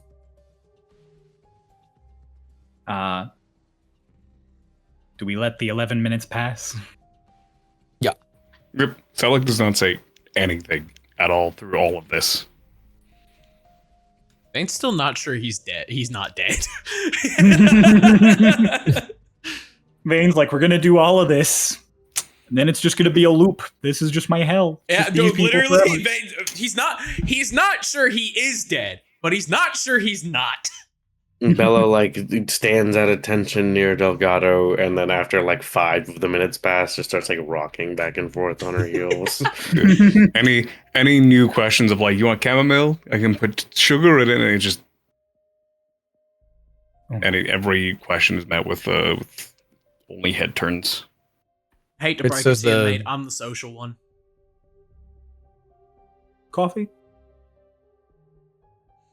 Tea? No, you're just so Wine? intriguing. Chris has the pin flip. With his, He summons one of those long stem cigarettes, and he just. What a lovely bunch we are. So glad to have met you all. Delgado, can we keep him? We don't even know if he's real right now. I'm very. I think. He Which is pretty good knows- evidence. He knows of Nove. He's real. What's the deal with moons? What's the deal with moons? They're usually rocks, Well, fly around planets. but there was more than one, right? There are many in the universe. On this planet? There we are, getting specific now. So you know! Well, I read your notes. You little minx. You were there. I didn't realize you were reading my notes. Why wouldn't I? I don't know. Privacy? No. Okay, well, good to know where I stand. Yes, in my time here in the New World, I have found some record that indicates there used to be multiple moons. Hmm. It has What do been, you make of it? very intriguing. This kingdom of moonlight. Old kingdom. It's littered with all sorts of mention here and there of moon. Then, gone. Down to one. A lovely little blue and silver ball in the sky. Doesn't it fascinate you? Keeps me up at night. Do you know what happened to the society? Not a clue. Hmm. All record of them, all ruins of them, every magical bit of dating that I have, and William cuts him off here, just all stopped. It all just gone. Yes, exactly. Unlike several of the other civilizations here and old civilizations, it just vanished. Similar to Croesus back in the old world, whole civilization that just wiped out overnight. This indicates pretty clearly it might have had something to do with magic. Granted, the Kingdom of Moonlight was so old it might not have just been in one night. It might have been over a period of time, but it was relatively short. I do a lot of research into this. It's actually probably the way I pass most of my time when I'm not actively working on things. And Will, you he's your haven't exact had kind of any- guy. I don't know about that. You haven't had any gods come after you? Gods? By Jove, no. I didn't realize the gods had such a keen interest in astronomy. Well, Sarai, I guess, logically.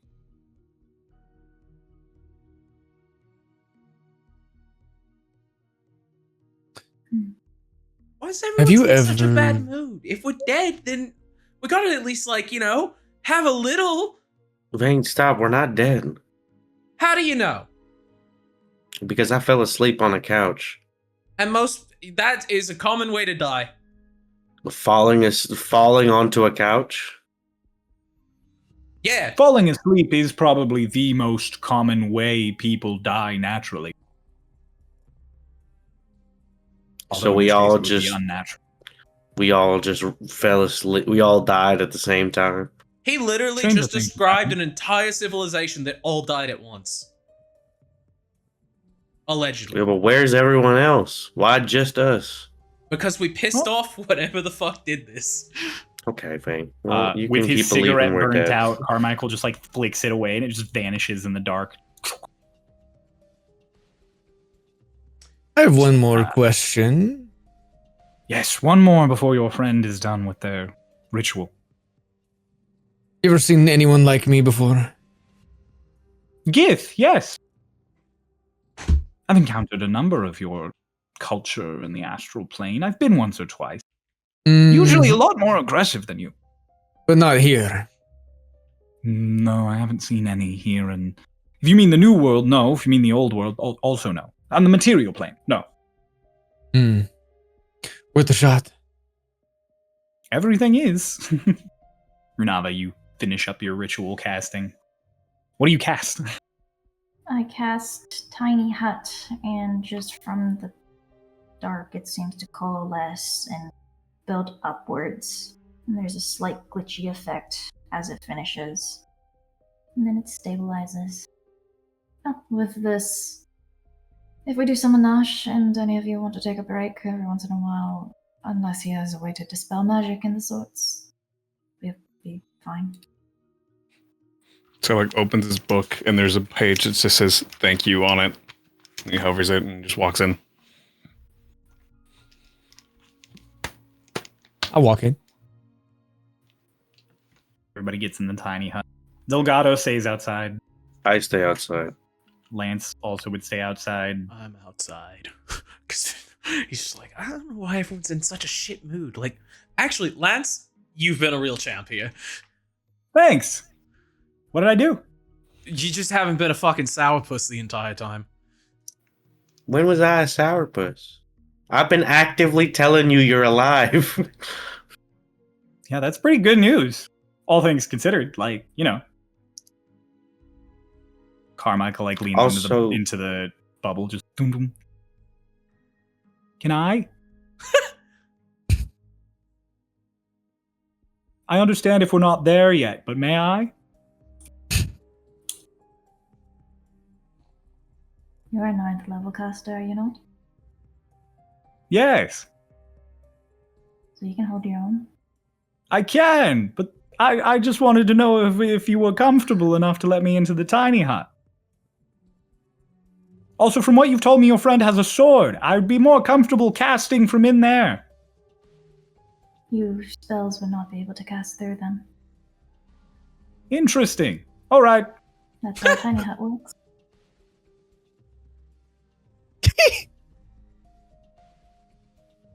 Adjusts and stands there and just ready.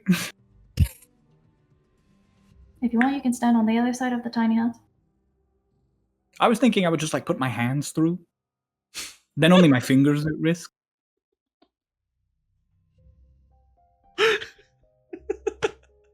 Love this guy. What else do you know about? What else do you know about Nove? They really, really enjoy researching, what is it? Sort of artificer communiques and rocky talkies. Do a lot of research into communication magic, but like, couldn't tell you why. It was their job, that's why. Oh, they never talked to me about their old work. Granted, I guess I don't get out that much. It's complicated. Oh, neat. I'll talk to you more once we're no longer in this dream space. Or actually, I won't, because we won't be here. You have sending? Hmm? Do you have sending?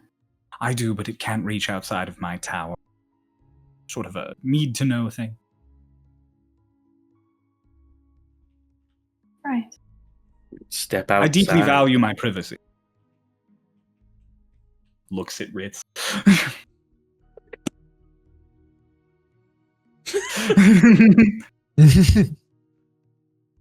You had your book open. They're meant to be read. Delgado just... Are we done with the dressed up clown? Can we continue on? You're grouchy when you're tired. I'm not tired. I'm getting lovely amounts of sleep right now. Ready when y'all are.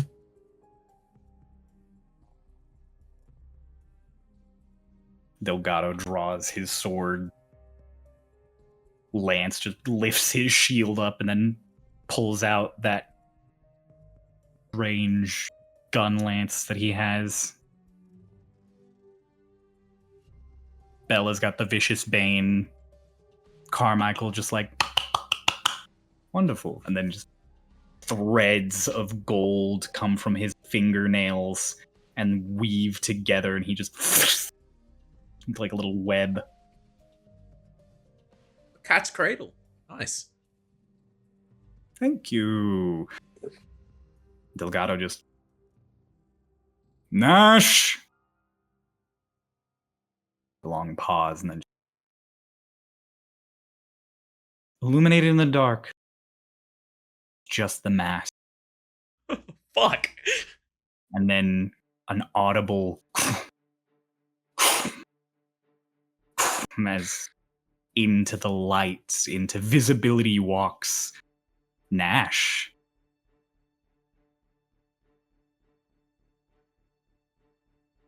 There's an audible as he pushes his sword just a bit out of the sheath. And then, blink, there's an audible smash of steel on steel as he and Delgado immediately clash. And then you all just hear Nash just, so, what's this? Some trick to trap me. And Delgado goes like he's gonna say something, and before he can, Lance just over his shoulders, just the barrel of that gun lance goes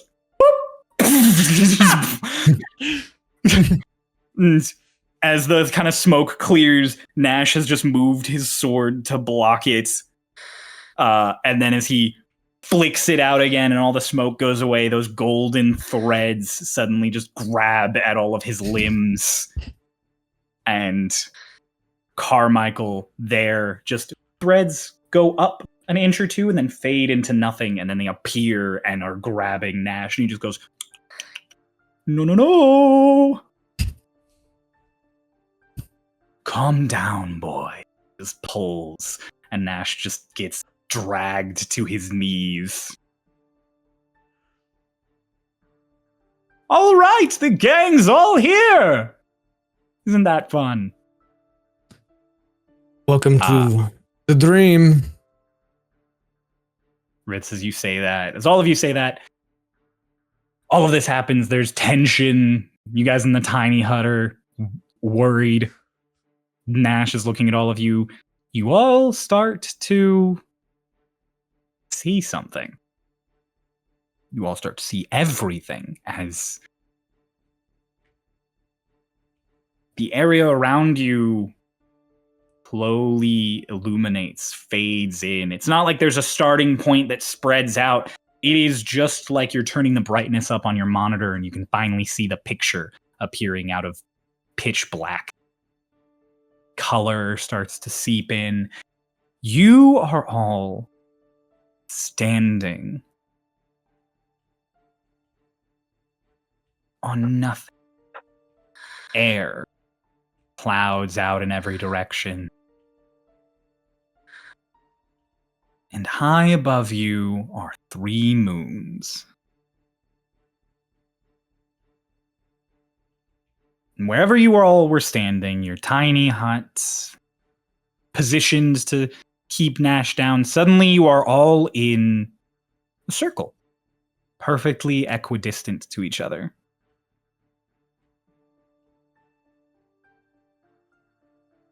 And as you stand there, wind rushing past you all, a figure appears in the center. Translucent and incomplete. They're humanoid, but any features beyond that you can't make out. It's like they're made of... well, it's like they're made of glass. They stand there and they raise one finger up. Same one Rittz always uses, but it's not long. Slowly drags across all of you. Each one of you it gets to, it glows a little bit. Gentle blue across vein, green across celic, blue across Runava, green over Bella, over Nash, over Delgado.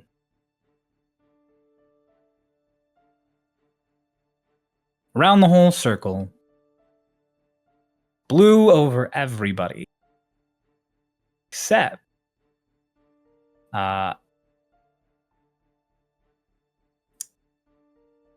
Runava, Vane, and William, who it changes Wait. color for. You said which? Oh, it's what color? green for everyone except for those two. Oh, My bad. okay. I got the colors backwards. Okay, so I was blue. You're blue. Okay.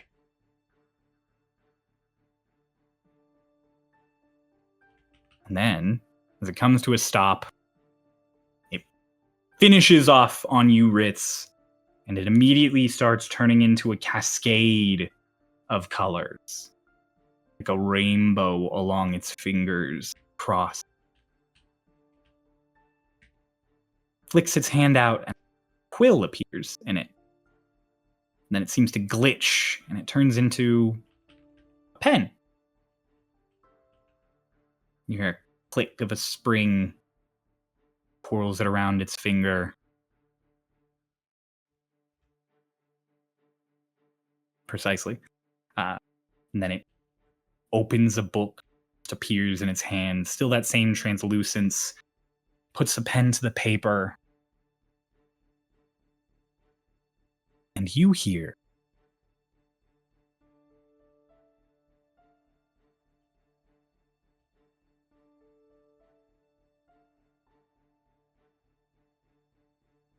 they stand here before. Or perhaps it's hereafter. None of them know. None of them could know. future, the past, in dreams, none of it means anything. Every dream means something.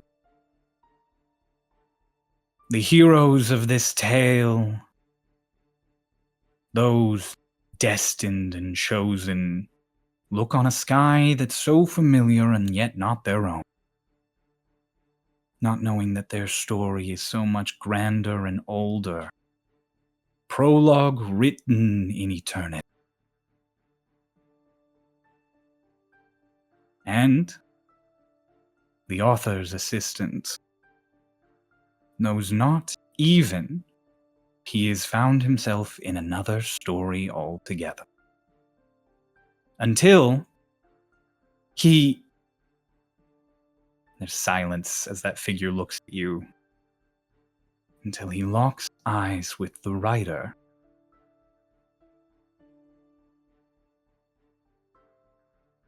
And hears the narration spoken aloud.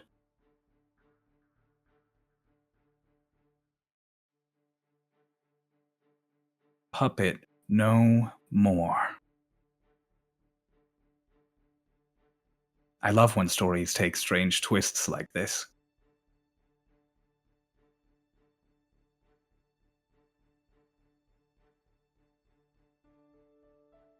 Go on, speak to me. I don't know if you'll get another chance.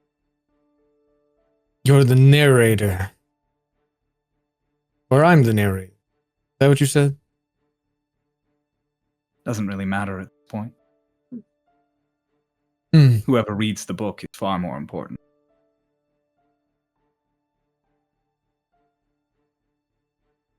Are you the one writing it? Transcribing, more like. Hmm. Or maybe I'm making. You don't know at some point.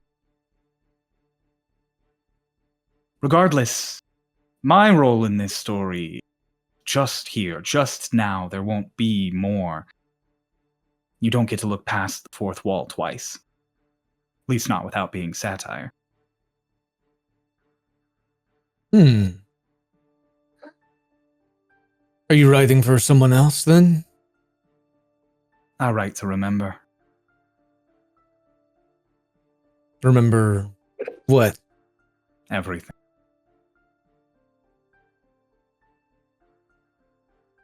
Hmm. What about nothing?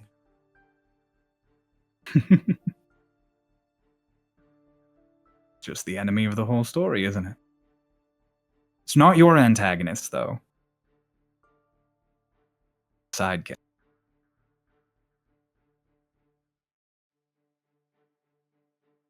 Your tale is a romance greater than any I've ever penned. And a tragedy deeper still than many I've ever read. Hmm. You've helped me write stories before. You just don't remember. Why not? Because you're just one piece.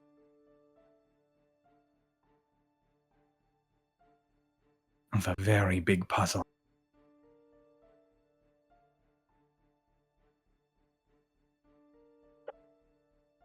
And who is the biggest piece in this puzzle?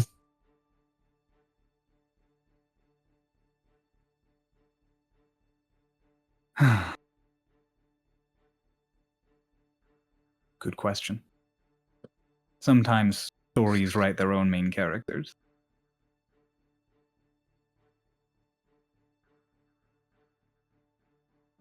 I will give you one question. And I will try to answer it to the best of my ability. 1. This is already far pushing the bounds of the rules that I should adhere to. And don't waste it on who I am. Like I said, that doesn't matter.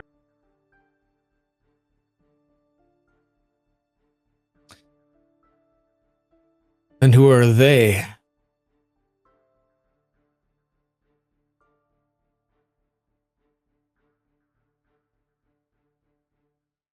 The ones above me are the ones who turned you into this fragment of yourself.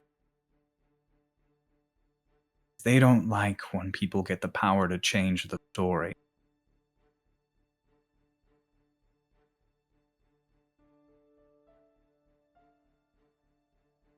Hmm.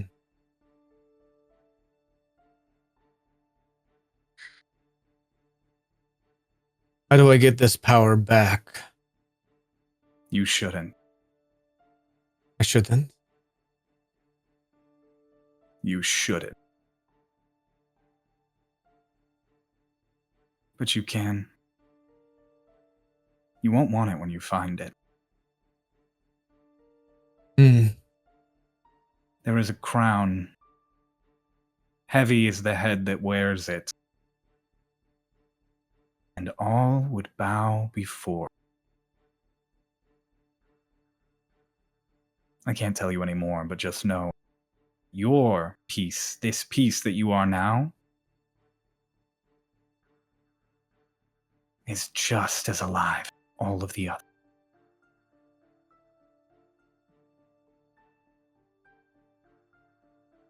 And so, ruminating on that thought, they all looked up to the moons once more. As the writer narrated along, their confusion, their uncertainty, their questions. And as the cards of the deck laid out before them, all the tarot cards float up gently in front of you.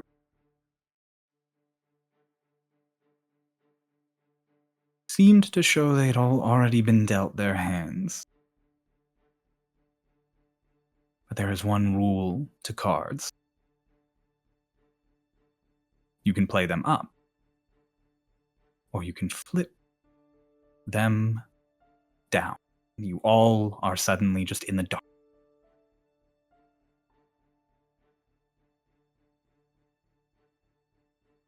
Vane. You landed on your back. Ow. It hurts pretty bad. But you're not on the ground anymore. I'm not. You God. are on softwood. Soft as a hardwood floor can get. As you kind of blink, you see a salmon shark at the edge of its tank looking down at you. Just Oh, fuck, Bill was right. you glance around. You're in your living room where Bella, you are waking up. You fell onto the couch. You are quite comfortable, actually.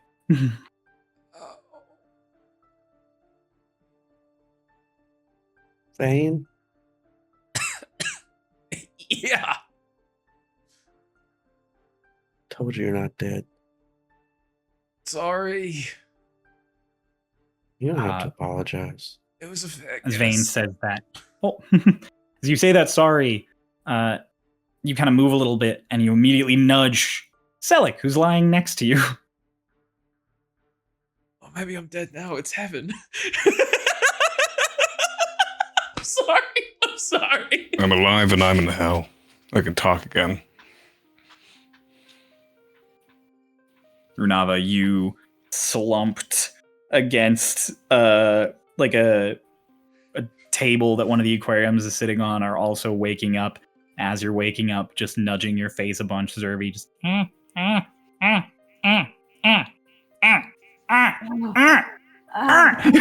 just starts getting aggressive. Staying alive. Staying Starts nudging you really forcefully. What? Zedri, what happened? Oh, from your perspective.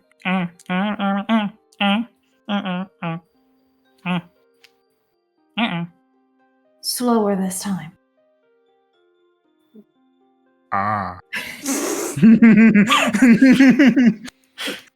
Rook, what happened? Get. Wait. Okay.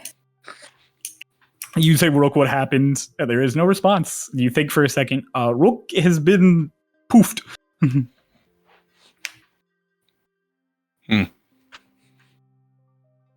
Rulava, Hello, good morning. what did Zervi say? What did Zervi say? I'll DM you.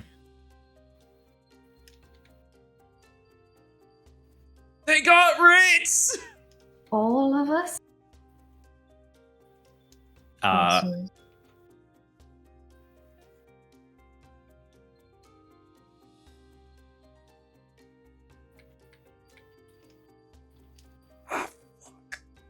I also, while that's happening, I lean up and pull open the curtain of the window and see what time it is. It's like early morning. The sun is up a little bit, but it is not late by any means. Am I Say late to my session? 7:30 in the morning. You would be late to your session, yes. Shit. And nobody saw you. Just looking at Zervi. Uh-uh. Nobody, alright. Zervi had dragged us back. Ah. Thank you, Zervi. Thanks, Zervi. Looks really pointedly at Vane's cloak, and Vane, you look down and there's a little sting where you just see bite marks. You were on the way. How'd you do that? You know, I don't want to know. I summon Rook. Hello. What happened for you? Okay, I mean like a hi. How you doing? What's going on? Hi, how are you doing? What happened? Please. You passed out. I really quickly did my very best to make sure you and good old Ravo there didn't crack your heads on the pavement. Thank you, Rook. And then, as I was adjusting to make sure you were both good, something stabbed me. I went, pfft. Did you stab him? Noticed by the fact that I'm missing a bit of incense, it definitely seems like you went down. Did you see Wait. who stabbed him? Was it you? Wait, Zervi, why'd you stab Rook? I can only get yes or no out of you, mate. Renava, why did he stab Rook? Yes, Zervi. Why did you stab her? Well, no, Renava, you know we can't understand him. You have to translate for us. He looks so bashful. He's like, For the record, I think it's funny. I just want to know why you did it. Is this a bit? You didn't actually stab Rook, did you? Got it. Do you know who did? Wait, did you actually not? How do you not know? Did he stab you too? And then Did you? almost to showcase, Zervi hides in Renava's hood, and then just like it's just you just see the eyes out of the dark, and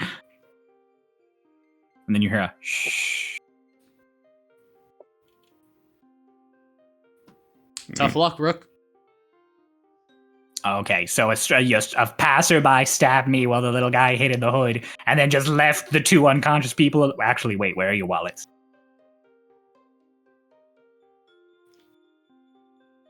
You guys both have your wallets. Okay, they stabbed me. They don't even rob you. What the fuck? Rook, you should know as a thief that that robbing people who just passed out in the middle of the street, kind of a bad move. You should rob the people who are looking at the people who just passed out. Check your pocket, see if you're missing anything else. Nope. I checked my Good. pockets. Bella, you go to check your pockets, and there's a distinct sting. And you feel at your shoulder, and right where you got hit with that firebolt, there's just a little bruise. Ow. Bell's got a bruise. I've got a fucking crater. I took 18. Gonna say, Selleck, you start to get up and move around, and you too just have a Oh.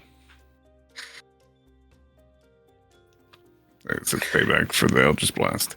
Do you think that Captain Delgado still wants me to show up for my training? I think he wants us all to show up because we're probably in a lot of trouble. Why? No, we're not. Why would we be in trouble? Okay, fine. He probably has a lot of questions. That we would be Alright. unable to answer either. Yeah, I have a lot of Right. questions. I think we should maybe go and see them in a bit. Let them wake up, process everything, because they know exactly how much we know, so they're probably going to go to their resources. If they need us, they'll probably call us in, Or they I want think to we should- make sure we're all okay first. in which we should stay here. What about Rittz? He died. He got Tragic. up from his chair just half a second ago. Maybe we should all go to the research center. It's closer to where Delgado is, and it's where William Black is going to be, and Rittz is there. Technically, it's like equidistant from where we are right now, just in the other direction. Yeah, but Rittz is there, and William Black is there also. Wait, uh, are you guys deciding between Delgado or the Airstat Institute? No, well, I'm deciding between staying here and going to the Airstat Institute. Oh, okay. well, how about this? Let's go check on Rittz, and I'll leave Rook here. If they come and check on us, he'll let them know. He'll let them know we went to the Airstat Institute. Okay, I'll let him know. I'll let him know. Don't get How about stabbed that? again. I think I didn't get a lot Ow. of say. I'll know if he gets stabbed again. Exactly. So I think we can go check on Rittz. He's probably got a lot of questions, and Lonnie probably has more. Alec, What? can you help me up? I fell Hmm? off the roof. Ooh, you know who would be really good at carrying you? Me. Hugo. No. You know what? I'll take it back. Bella. I'll just stay here. No, you heard the Hugo suggestion. He was like, you know what? I'll take it back. I'll just stay here. I princess carry you. Ow! Hey, did you know cobblestone doesn't feel great when you fall from 3 stories up? Yeah, actually. It's really I've got fallen my from 3 attention. stories before. That's probably just like a minor concussion at worst, right?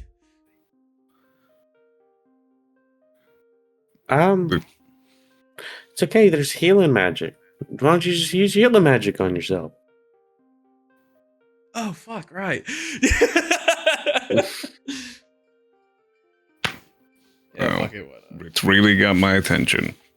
Like holding his rib. Do we get a long rest, by the way? I don't know if you said that. Oh, yeah. You all get a long rest, except you have the damage you took in the dream. Okay. Okay.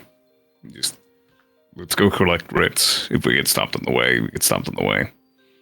All right. Let's just collect Wait. ourselves. Hold on.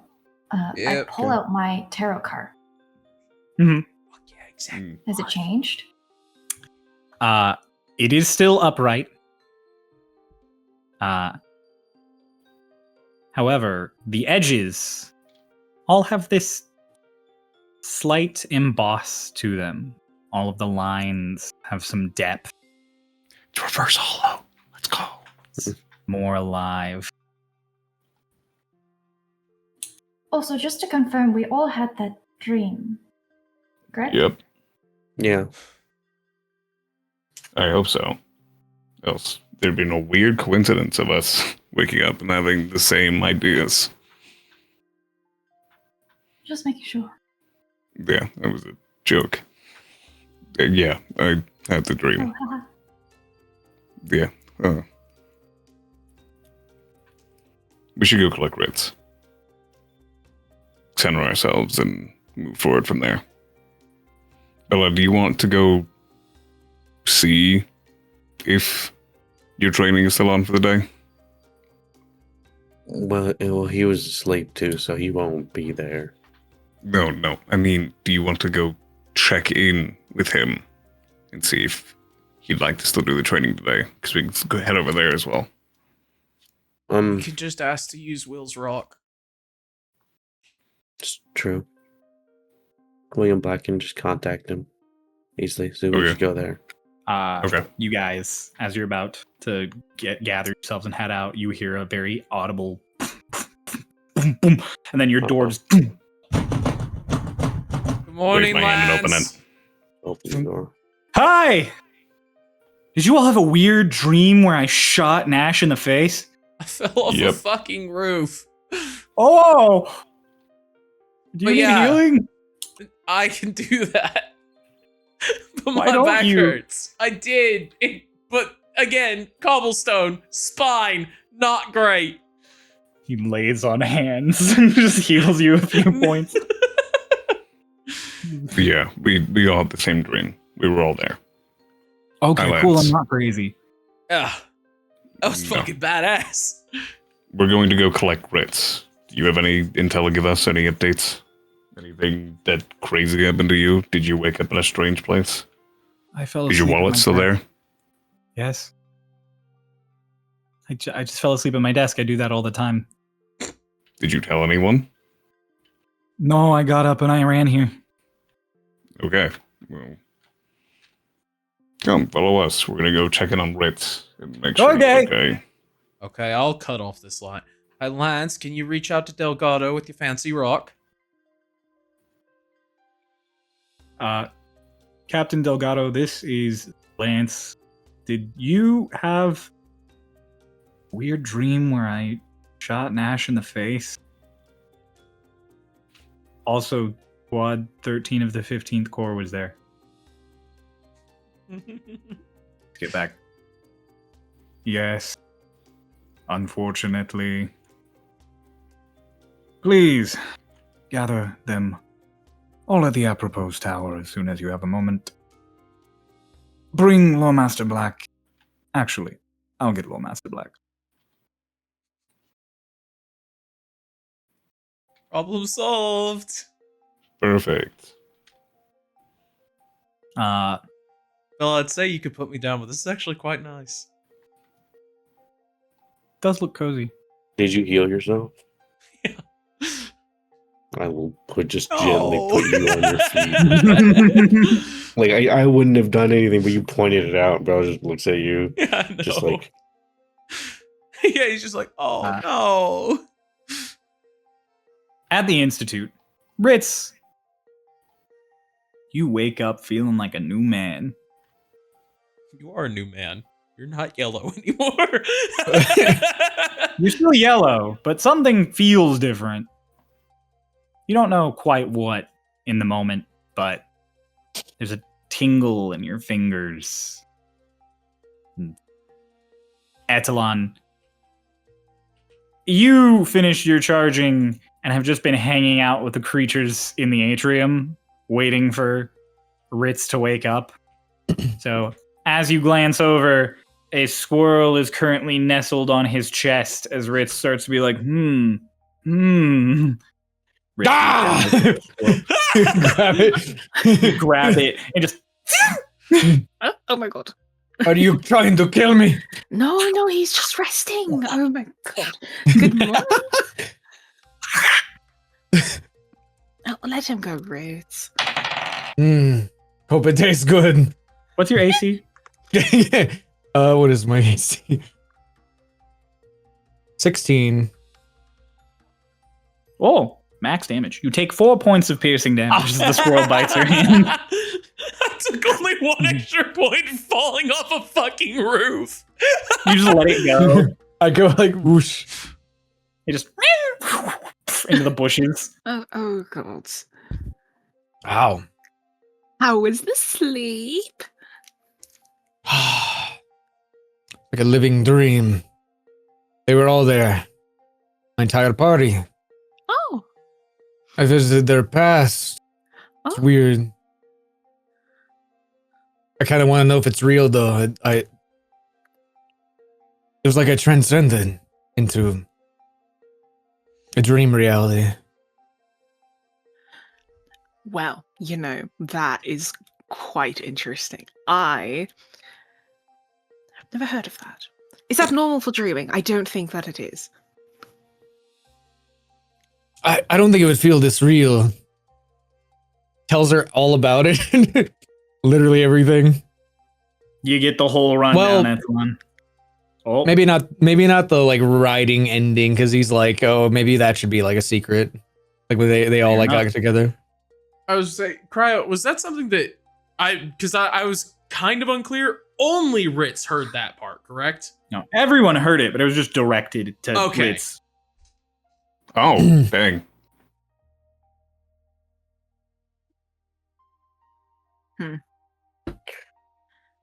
That is interesting. I assume you probably want to talk to your party about that. Oh, absolutely. Actually, someone else is in that dream. She like takes you by the wrist and just starts leading you out of the atrium to wherever the front desk is.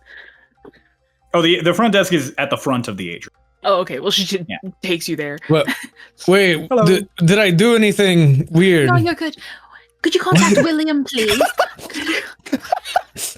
You come up to the desk person. Can you contact William? And they're like, yeah, okay. Why do I feel different? Like it's my fingertips. They felt sleep. Lawmaster Black, the Forged, is asking you? for you. I forget that a lot of people here are just a little scared of her. Does Rittz look any different? Or, No, looks the They same. They look the same. And it's just something feels off. I don't know why. Maybe it Maybe you was. should do it once over in a mirror later. Or maybe you should try casting a spell. Maybe it'll feel different. Oh, you have a window. Do I have a window, darling? No, I'm not a building. Well, not.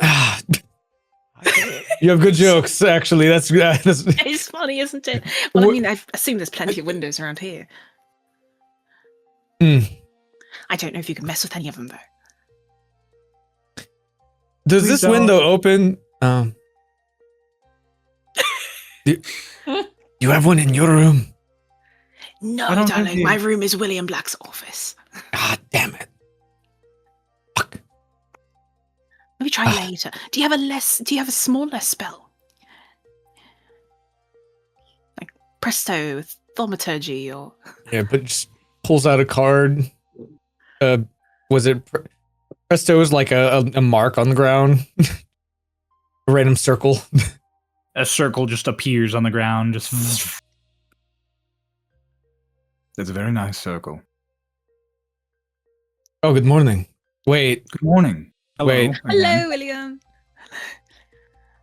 this might sound crazy if it didn't happen to you as well. Okay. Were you also in a dream where I was there and my squad was there and Nash, and then this guy, minor illusion, and the guy in green, and then were you there? And you were wearing a pink tutu, and there was a Yavalis on a unicycle, right? Yes. I was in the dream, Okay. and no, there wasn't. I was going to fuck with you a little bit, but I was going to fuck with you a little bit. Seems we're at an impasse.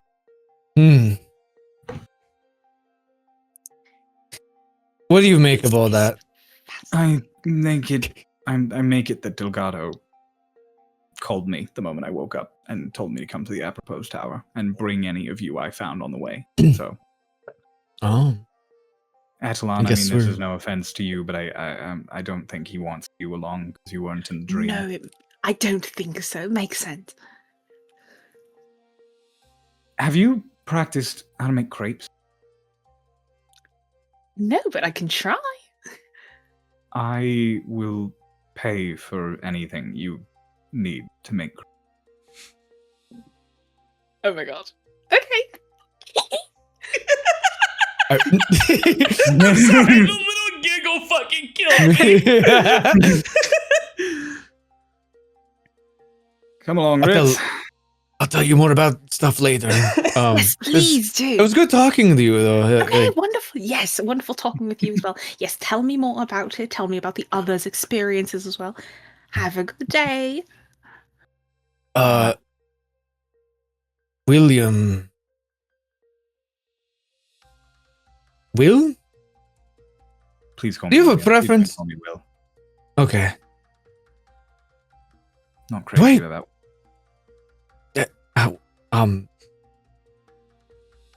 Does my magic feel different around you?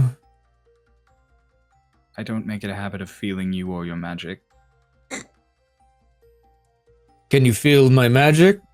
Detects magic.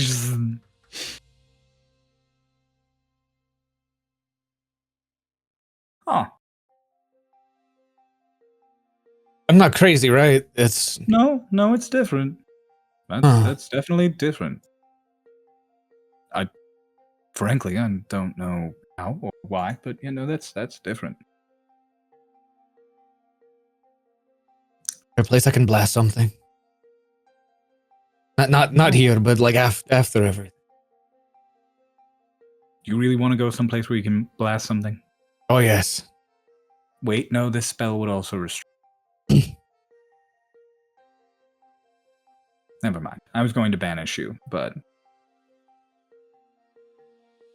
I don't think that would be wise for a number of reasons. Number one, you're actually from another plane, so you would just go to the astral plane. Number two, you wouldn't be able to do anything.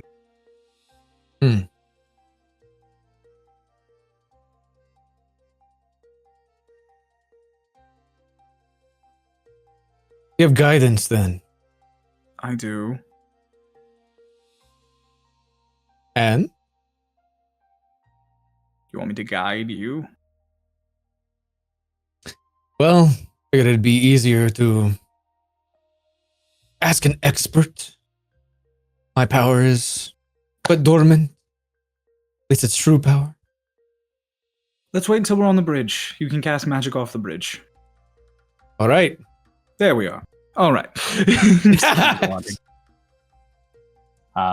You reach Bridge 3 at roughly the same time the party reaches Bridge 1, heading to the apropos tower. They're kind of equidistant, as Noah pointed out. William does stop at the midway point through the bridge, though, for you, Rittz, and just gestures out towards the open air and ocean. Just do whatever it is you're trying to do.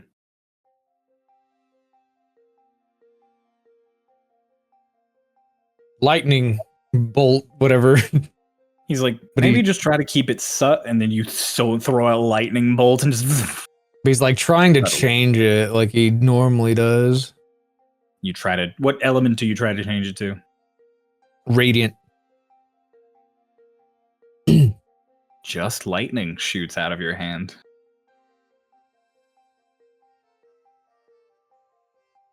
Tries to summon the feather. Nope. He looks for his book. Fuck. Oh. I lent it to Runava. Oh, you don't pull out a spellbook. That's right. Runava has... You Yeah. left it and given her Runava. Well. I think I've lost my touch. It's okay. Old age gets all of us.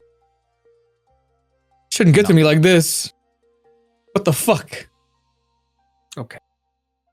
Come on, Graham. I'm supposed to get my powers back. This is Come on. stupid. Fuck it. Come on. Just starts walking the rest. You guys all watch. What did I do? You're already in the apropos tower proper as William consoles Rittz into it. Just sees you across the way and just... Hello! Good morning. Good to see all of you. Again. Oh, you're in higher spirits. My favorite part of the dream was the Avalis on the unicycle. What? That Yes, didn't that happen. was Did there. you also fall off a building? No. Oh. That Is your nose didn't all right? happen. Oh, I guess you just didn't see it. No, I feel Guys, I wrong. didn't. I think I've lost myself in that dream. I Oh, can't you weren't change. there. No. On a deeper level.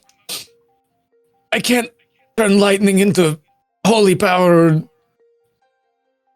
Like I can't change anything. I don't know what's happening. Oh, the dementia's got him. Oh, Your book back. I'm kind of. Wait, actually, did you like pull it out or something? He, like grabs it really quickly. Oh, this makes me feel better. Let's go. So we did have that dream, though. Yes. Hmm. Glad I'm not insane. After that, There like- wasn't a Yavalis on a unicycle. I said the same thing. I also said I'm glad I wasn't insane. Thank you, man. What do you all make We're all of not it? insane together. Huh? What do you all make of it?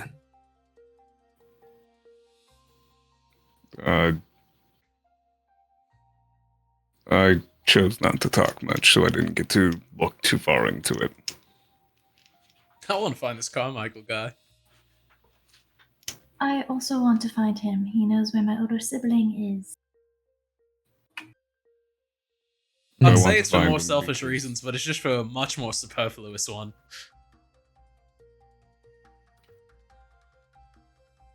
Another golden-eyed caster on this side of the wall. Let's start One a becomes two. collection. Quite a connection.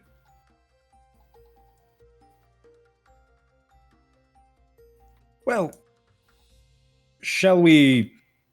Like, William goes to gesture to the stairs up, and Delgado is walking down them towards all of you. Well, never mind. I guess we wait here. Nose was broken, by the way. Your Oh. grandmother fixed it. Oh, well, glad she's here to help. Oh, she's leaving soon, by the way. She'll probably be here through here momentarily.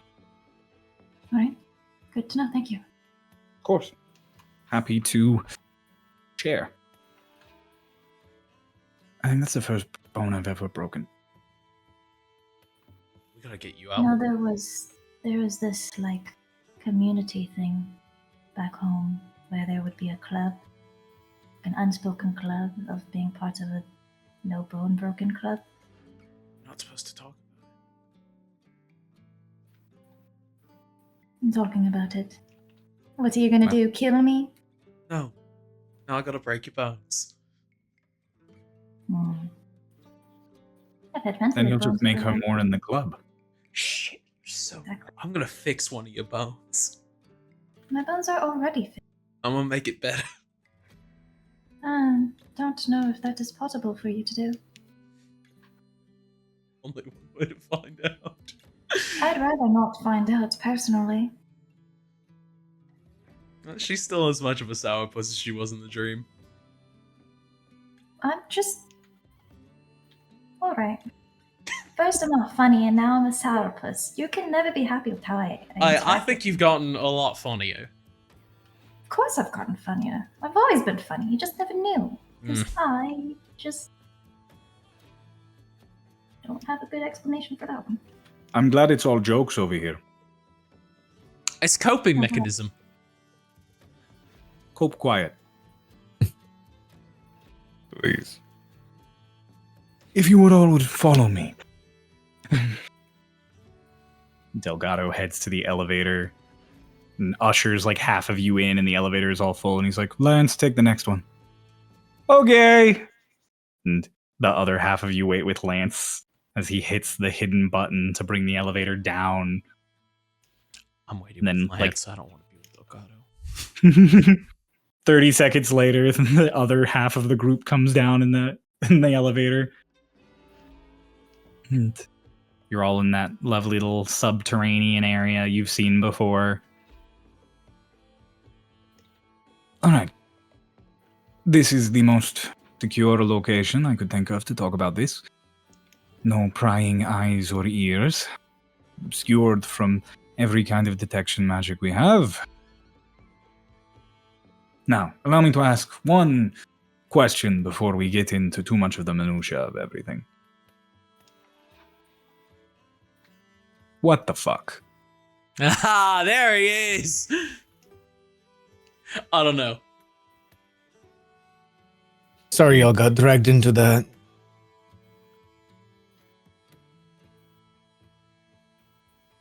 You It's cut fine. yourself loose of your strings as a puppet, and we all had to encounter strange things in the dream after you saw our past. And then a glass man called you his assistant and said he is writing our story.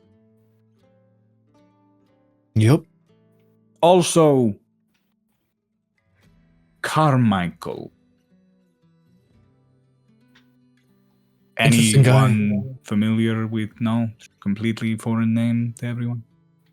I want to make friends with them now. That makes sense. He seems like your cup of tea.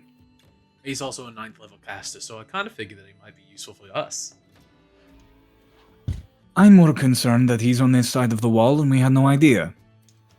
I used to think Cloud Breach was the only place. I thought maybe we had a few pirates running around, calling someplace Elysium, and we had Haven to deal with, but now it turns out Elysium is actually an incredible threat that is encroaching on us slowly, and there is a 9th level caster who has some commune out north of the desert.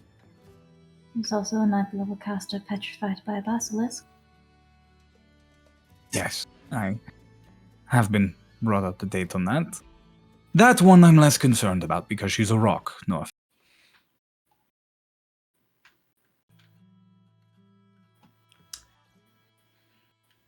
So, Seems we have a weird role to play that we didn't expect. Your cards, all of them. They're different when you woke up. They're a little bit. emboldened. Pulls it out. Slightly different. Excellent. I would love to Yours? ask Delta Art about all of this, but she's gone, yes, mine is also similarly emboldened. William?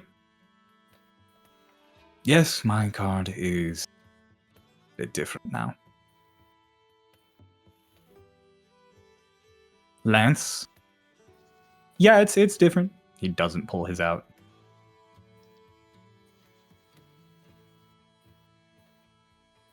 Where's your at? In my pocket. That's something you'll notice about them. They're always in your pocket, no matter what you do. You can take them out of your pocket and put them someplace, and if you want them, they're in your pocket. What do you got? Okay. If you don't Can you have show pockets, us?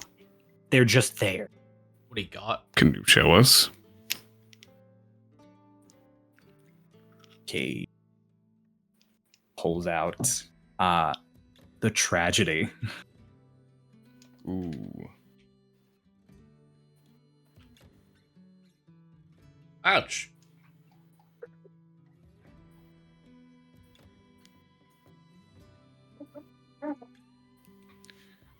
Well. What was do we know what Delgado's was? Mm-mm. What is yours, Sarah? If you don't mind me asking. Flips it around and holds it out in your guys' general direction. The skull. Do you know what Nash? Do you know if Nash has one and what it is? I don't know what it is.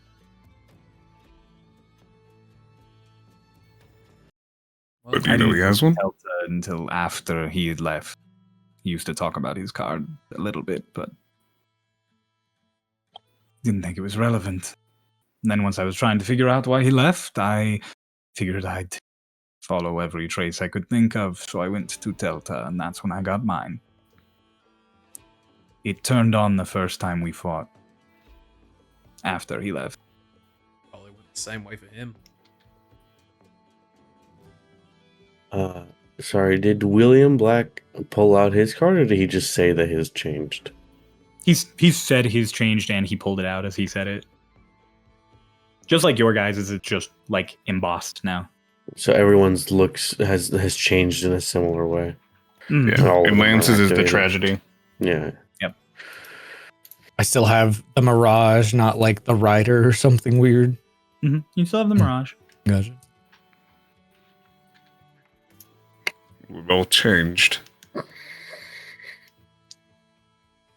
does this new direction lead for us? Do you feel anything you can do with your card?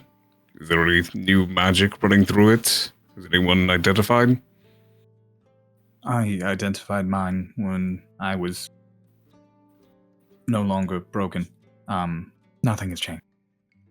All the magic is still the same. It's just got a visual level. So it's all of us, Nash and that Carmichael guy. The heroes of the story. Mhm. Feels more like the deck of the game. I don't know if I trust that Carmichael guy. Why not?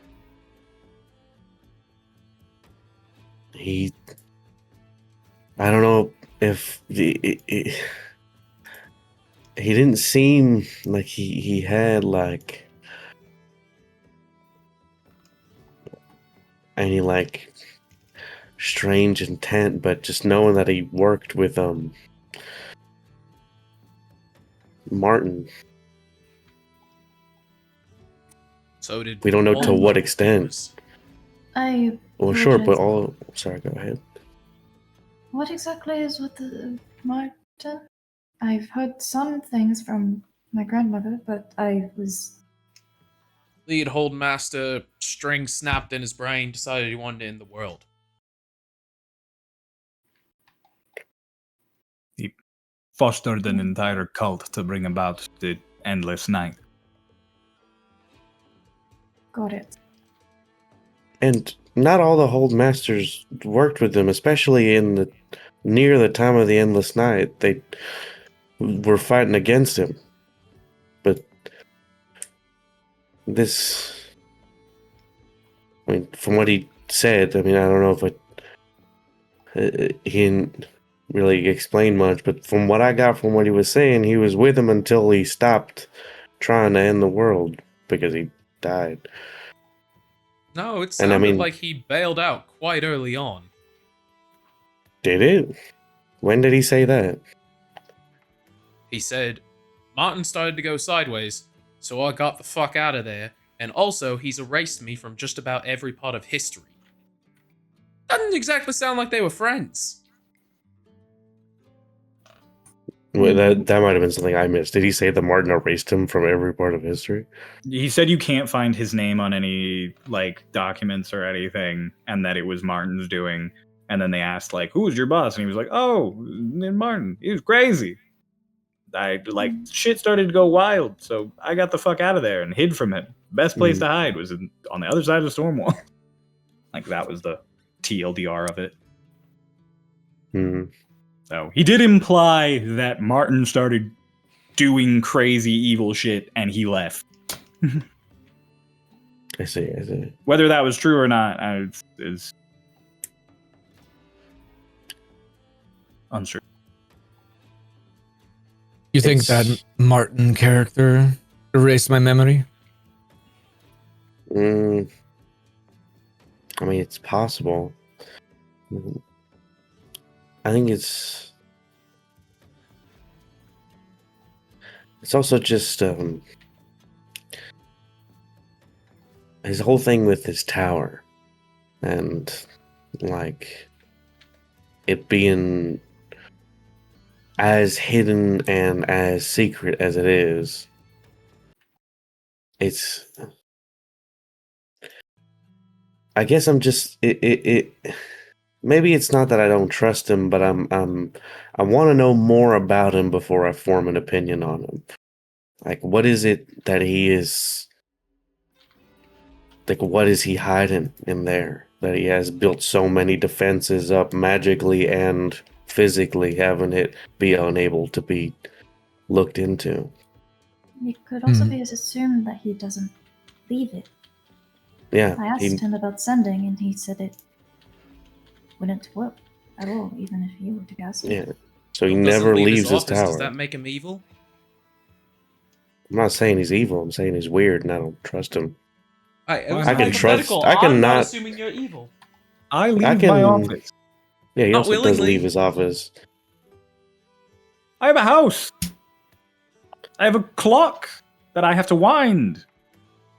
All we ever hear is that you sleep in your office. Often, not always.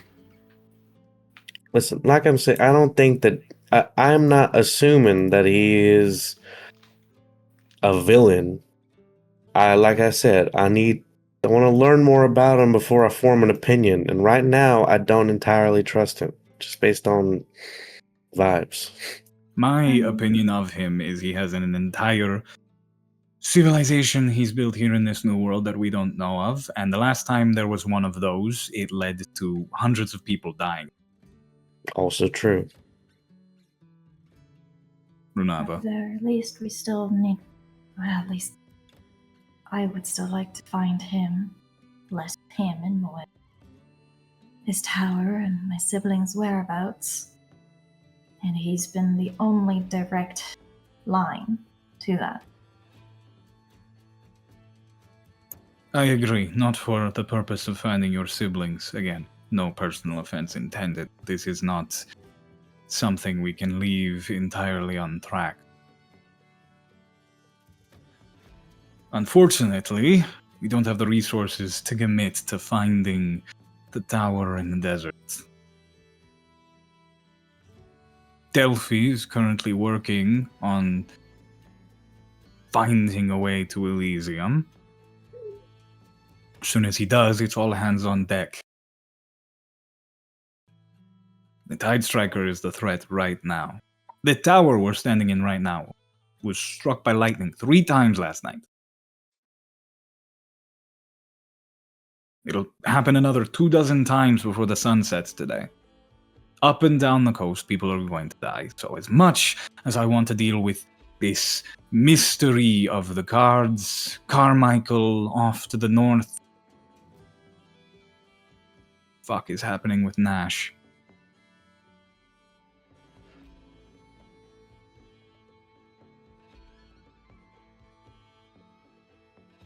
That dream was nothing more than questions that have to wait to be answered.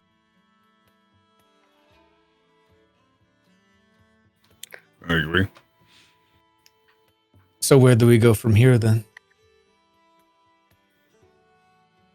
Officially, I'm going to start an investigation into the northern sections of the desert looking for an arch-basilisk, as there have already been numerous quests put out to look for evidence of one. I will also include in that quest specific instructions to look for signs of any mysterious, magical locations. If we find the arch-basilisk, excellent. Glad for you. You can go save your friend. We find Carmichael, all the better. Once the Tide Striker is handled, we'll sort things here, and then we'll find that tower. And so, what step towards the Tide Striker then? That I might be able to help with. What? Oh? Well, on the topic of dreams, anybody actually know what Elysium looks like? Not you, Selic.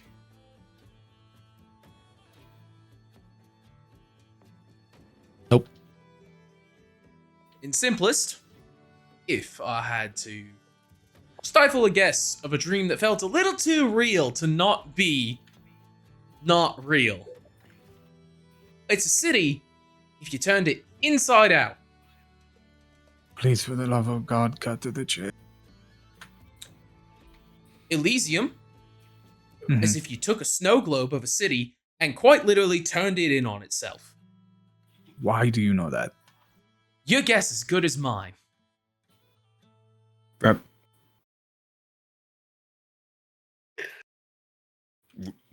Why did you come to that assumption? Is what he means. Because I saw it. There you go. Thank When- you. That's information I would like. How? Oh, you guys know this. Vane explained the whole No, dream in front of Vane has No? not explained this to anybody except Selig. Oh, shit. I thought you talked about it with William. No. He Yeah. did. He So I said, was I like, think I "Go know what on." Elysium looks like. And then Will went back to sleep. Oh, that's right. Go on to explain why Continue. you think this. Continue, please. In fact, if you do any more playful flourishes before getting to the point, I will give you more demerits. Okay. It would actually be a lot easier, and he just immediately pulls out his dagger and just starts spraying on the floor. It's just like, this is the easiest way for me to possibly explain it. The city is basically like if our city had all of this stuff, but then also all of our roofs were right above us as well. V-A-Y-N-E, Vane. That's me. I How do you don't know? give a fuck what it looks like. How do you know? Explain that. I dreamed dream. it. It felt too real to not be a dream. It's confusing. He saw it in a dream. He believes that it's true. It was sent to me because I ate his dreams. He's getting weird dreams. Right. Okay. Thank you. I don't often eat his dream. I don't often get his dreams that he has, but one was sent to me that was of importance, and he believes he has significant importance to these dreams that he's been having. That is what he's trying to explain. That. Okay. And the Tide Striker seems to know you all and single you all out. So why does the Tide Striker know you? Also, a question that I wish I had the answer to. You could put me in a zone of truth and I would still tell you the exact same thing. That's exactly what I'm about to do. Locked the sub-level, if you please. Ever since he mentioned the demerits, Bella has been standing there in the corner, like when in Supernatural, when it cuts to like a clip of Sam and he's like just tightening his jaw, like.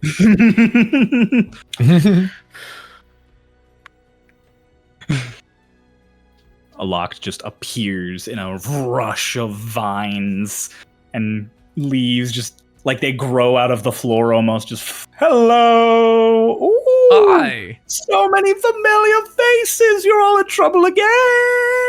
Yeah. They're not in trouble yet. Oh, Deli, did you just call me for a zone of truth again? You never want to spend time with me. Is it because I'm carnivorous? That is absolutely an aspect of it. It's also that I don't like you. Oh, his honesty. It embridles me. Gather around, everyone. Okay. Time for you to bear your innermost thoughts to me, Alok, your good friend. I missed you. I don't remember your name. I don't know He'll if you spell ever it for actually were you. introduced. I don't know That's- if we were ever actually introduced properly. You know? Above table. No, you haven't actually. It's Vane. Hello, Vane. Why don't you spell it? Because I'm afraid if I spell it, it'll give them more power to fuck with me later. That only works in the Feywild. Don't worry. Or if you explicitly say you're giving me your name. I'm not gonna do that. That's good. Don't. I do not It recommend may or making may you not Fae. be spelled Vayne. Oh, very neat. Interesting spelling. Good one. Good one. I prefer Vein. You would. Yeah. I would. Yes. Anyways, 'Cause you're- please no one yeah. resist this, or I will tell the captain. Just cast Zone of Truth. Bane makes direct eye contact with Delgado. He's like, you called my bluff. I'll fucking, you know? I just have this as an option. I don't know. I wouldn't. Deli, go ahead. Ask them your questions. Dilly.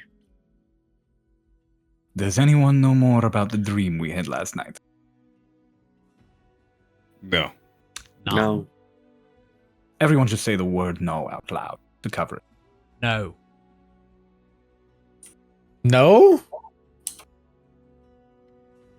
No. Yeah, you revealed everything to Delgado, so you can say no. Yeah. Everyone says no. What about Lance and William Black? They also say no. Okay. Does anyone know anything more about Carmichael? All of them just say No. no. Wish I did. No.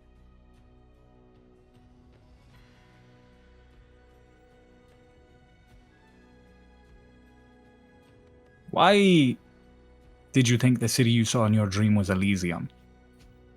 Felt too real. That's not why. Fuck. Because in your dream you were with Adelaide, who said it was a... Oh, okay. Sorry. Now I process what you mean now. Yeah. Because I was with Adelaide. The perspective was with Adelaide. Was your dream a memory? I don't know. Do Why know didn't you anything? tell us? I had to figure out if I actually knew anything. Haven't made a lot of progress. Who have you told? You. Selleck I technically didn't tell. I had the dream first. And then I gave it to Vane because it was his. And I didn't tell anyone else because it was his. Wasn't mine to give out. And you told no one else. Me? I told William. No, me. It's not an answer to the question I asked. Told my friend Neely. Was hoping that he would give me some advice. He didn't fucking. The bartender. One of the only friends I feel like I made over here.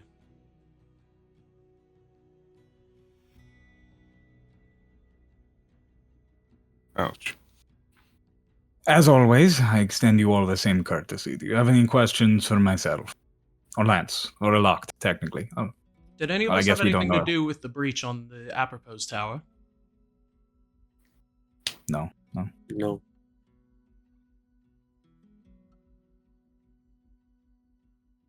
Lance is silent. Come on, Blondie.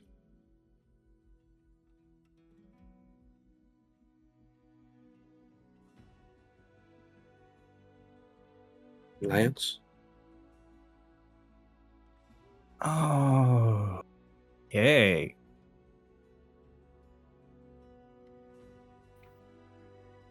I might have left some doors unlocked, not on purpose. I don't think it had anything to do with it, but Does he I really didn't not tell think it had to anyone. do with it? he says it, so it's in the zone of truth. Why'd you do it? No, I like I left doors unlocked that normally should be locked, not like maliciously. Like I forgot. On accident. Yeah, I just didn't tell anyone because I was kind of embarrassed. Not all the way to the gun, but it would let people into some offices. Whose offices? Mine. Anyone else? Delgado's. But they would already have to get to the gun to get to Delgado's office. So, it's not that bad. Delgado is fuming.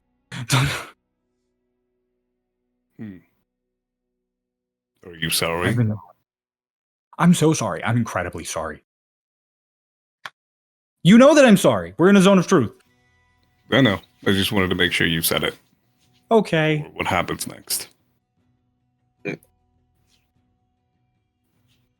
You and I will be having a very long discussion about this, and you not telling me. And you know I'm being honest because we're in a zone of truth. Lance, do you know anything else about the breach into the Apropos Tower that day? No? Why'd you show up when you did? Oh, I guess better question. How'd you show up when you did? Because you asked for help and I ran. Thank you, Lance. I appreciate it. Of course.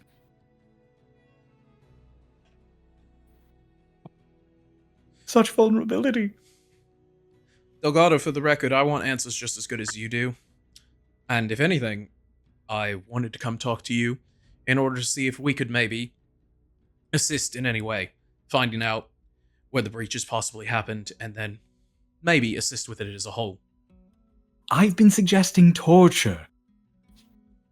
He doesn't like that listen to me. I don't want to torture all of my core commanders, just because one of them might be a traitor. One of the core commanders might be a traitor?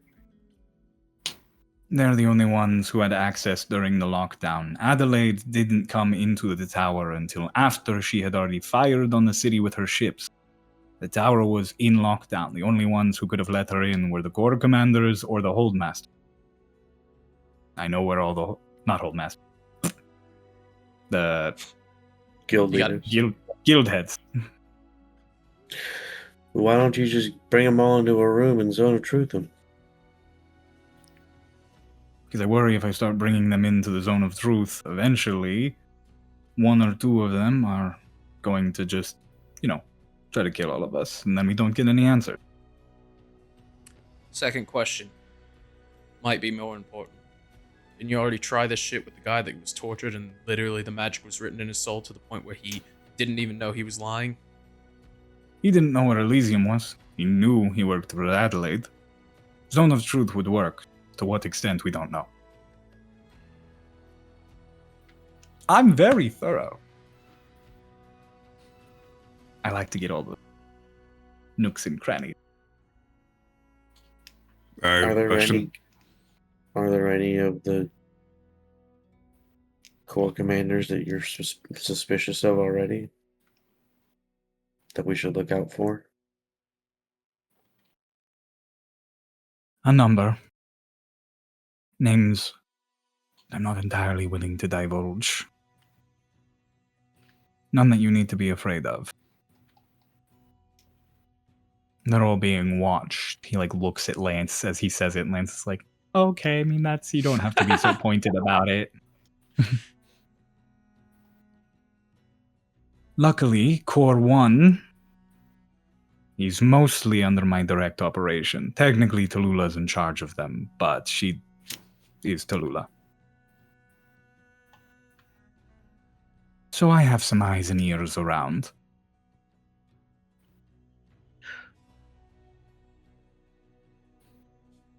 Selek, you had a question. So, other than you, Delgado, is anyone withholding any information about Adelaide?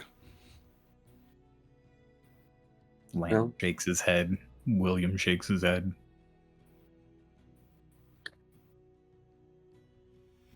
Well, they say Does no. she- It's verbal. That's- They don't shake their heads. No. This is me. Hold on. This is me. Double checking. I don't think you actually are. I don't currently. think so. Currently. I think you revealed everything. Yeah, no, I mean, technically, all right. Bane just goes, the fucking lightning, it's not real magic. I mean, it's magic, but it's not. The lightning isn't magic, but the way it gets there is.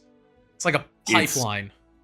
Conducted via magic, but the lightning itself is not produced via magic. Right, that's also why I wanted to talk to you. I think I have an idea. You ever heard of a Faraday cage? You want us to try and trick Adelaide into a Faraday cage so that she can do nothing but summon lightning at herself? Yes. That's also why I was thinking, because if there was a traitor, then we use them as the bait. Sorry, Lance. The only problem with that is she can also summon an army to help her. Yeah, I don't know if that lightning's purely magical or not. I didn't think about that.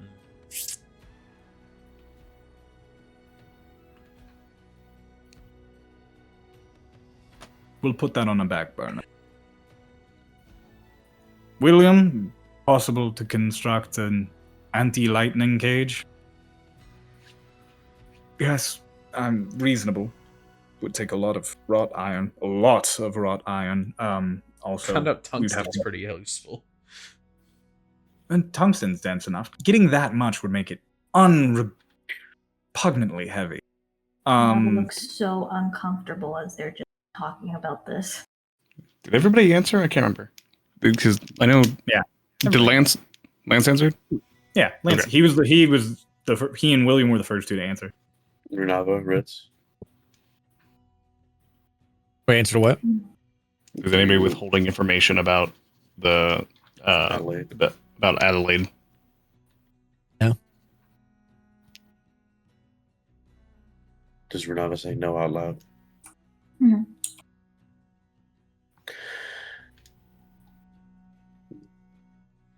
Mr. Black, did you have any questions?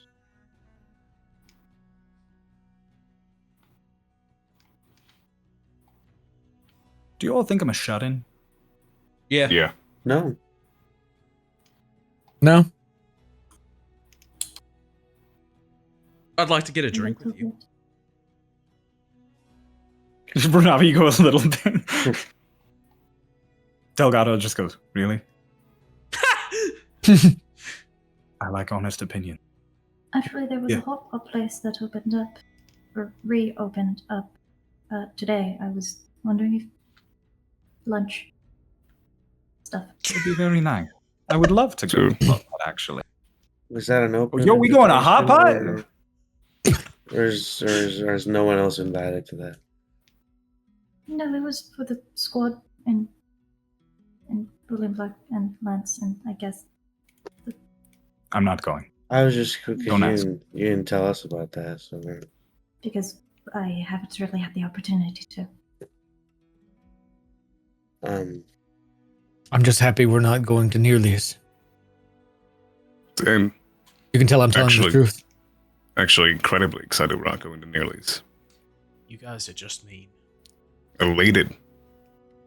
we're not being mean, and you can, I'm telling the truth. My new favorite bit. You know we're on it. Delgado I just don't- do a lock. Just a locked. You can drop it. It's fine. Wait. Okay. Did anyone Oh. have any last second questions? No, but I just like to say I don't trust Nearly. Okay. Mm. Does anyone want to ask me out to the New Year's ball? To the who? To the what? Does anyone have a secret crush on me? No. Hmm? What's the New Year's ball? It's not actually a thing. I'm teasing you all. Renava, did you Unless you Oh. actually have a crush on me. Sorry, what did you say, Bella? Renava, do you have any questions that you would want to ask anyone or the group that they have to tell the truth to the answer to?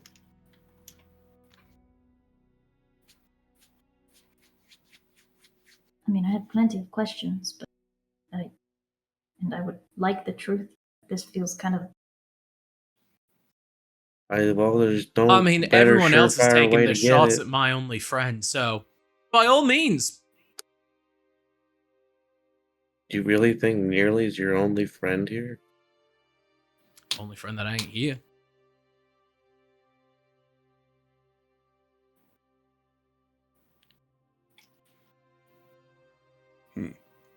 What's everyone's favorite dessert? Oh my 11 god. squares. Pulls out his book. 11 squares, I think should do that. Rittz. Brownie. Brownies, got it. Do that one. Bane. You literally heard it before I left. I don't know. Okay. Renava? I don't know what it's called. It's like this. It's like a pastry, and you make it with egg and custard, and it's like flaky on the outside. Like an- and then, Egg tart? is that what it's called? Maybe. Does it? He just holds up a hand of an egg tart with like night Yes. vision. Cool. Egg tart. Make sure to write that down. Lance, Delgado. William.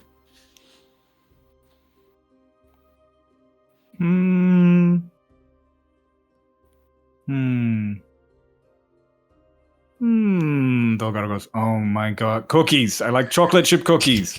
Chocolate chip cookies. Good to See know. that one coming. I'm surprised you all haven't asked me about my role in that dream. Well, I believe you. I don't feel like you had any reason to lie. I'm glad. Do you Were you know on something it? about your role? Have you No. lied to us about what you saw in the dream at all? No? Have you Then withheld information about what you saw in the dream? No? Then Alright, why are well. we asking? No offense to you, Rittz, but Because we What's saw the most reason of then? it from when we all showed up onwards. And you Mm. told us what you saw before then, so. Mm. William Alright. Blank. Grapes Vane, with chocolate. Grapes do with you chocolate. trust nearly more than you trust us? Absolutely. See, and there's the problem. Why? He's never hid his agenda from me. He's a bartender. Your point being? Are you an alcoholic? No. Do you say no? Do you say Yes, Vane says no.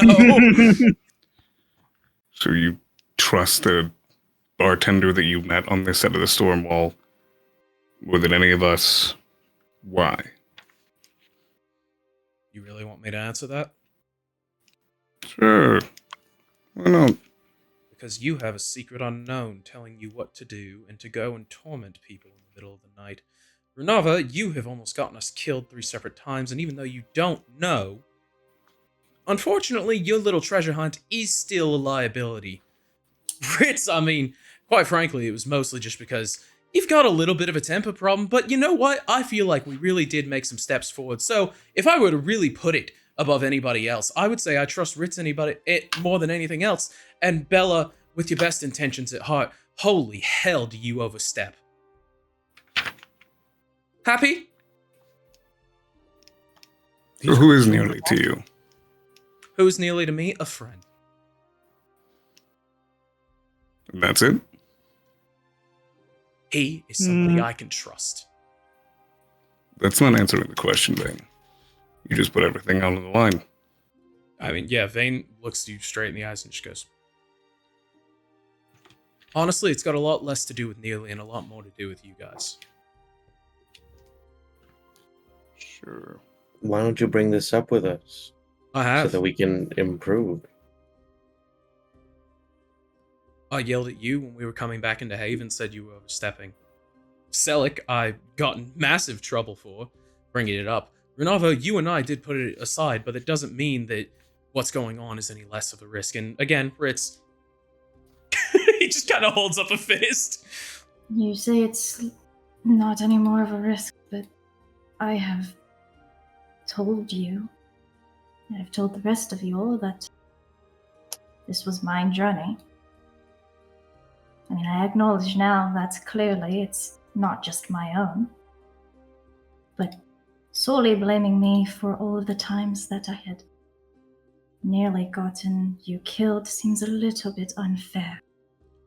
I don't blame you, but at the end of the day, the conditions of your existence do put me at risk.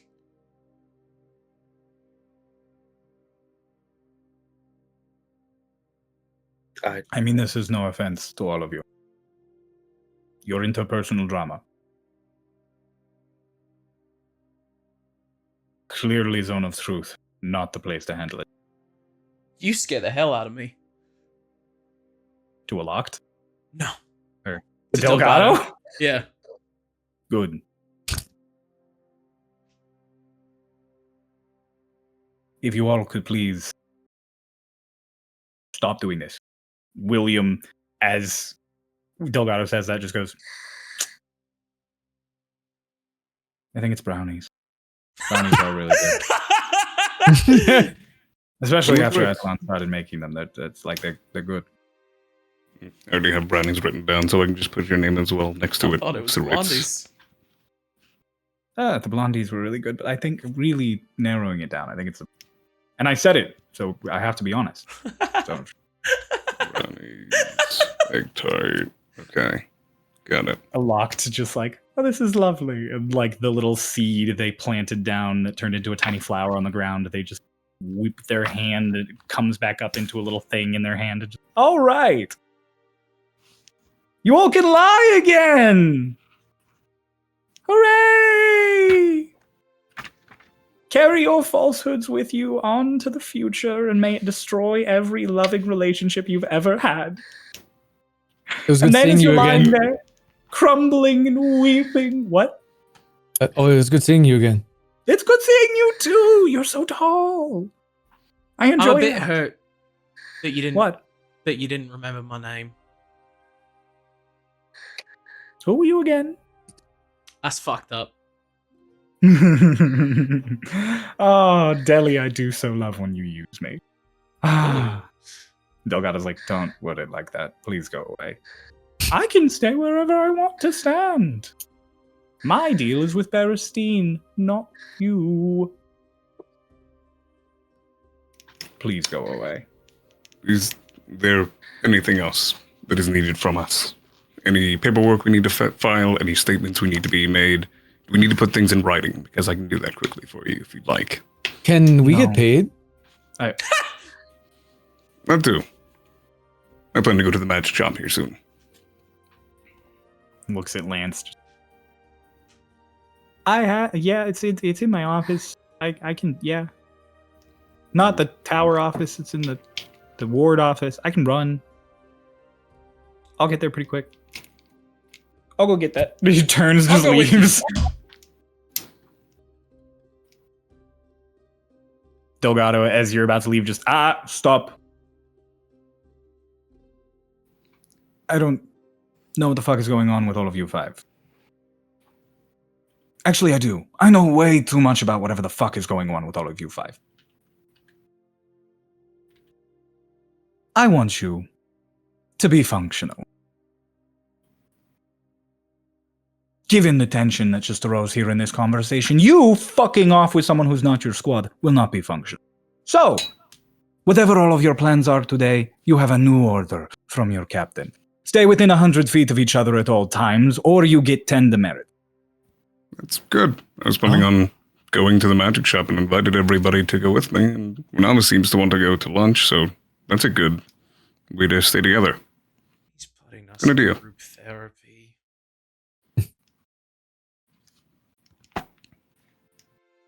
Thank you for the order, Captain.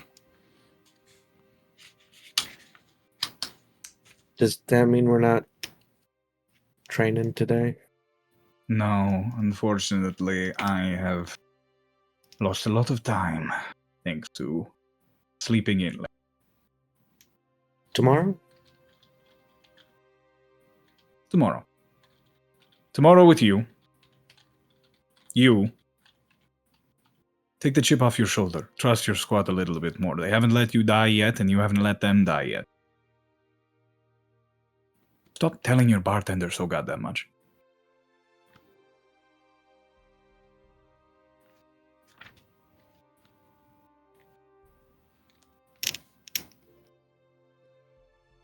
As for the other three of you, you've all done great. 4 of you. The other 4 of you. No, the other three. Well, 3 of you. I already talked to Bella. Thank But you. it's nice hearing that I've done great. Thank you. You've all done great. You've done fantastic. Please make me stop saying this. Please leave. Right. We'll go Once catch up. they with leave, Vance. it'll just be me and you. I'm going to kill myself.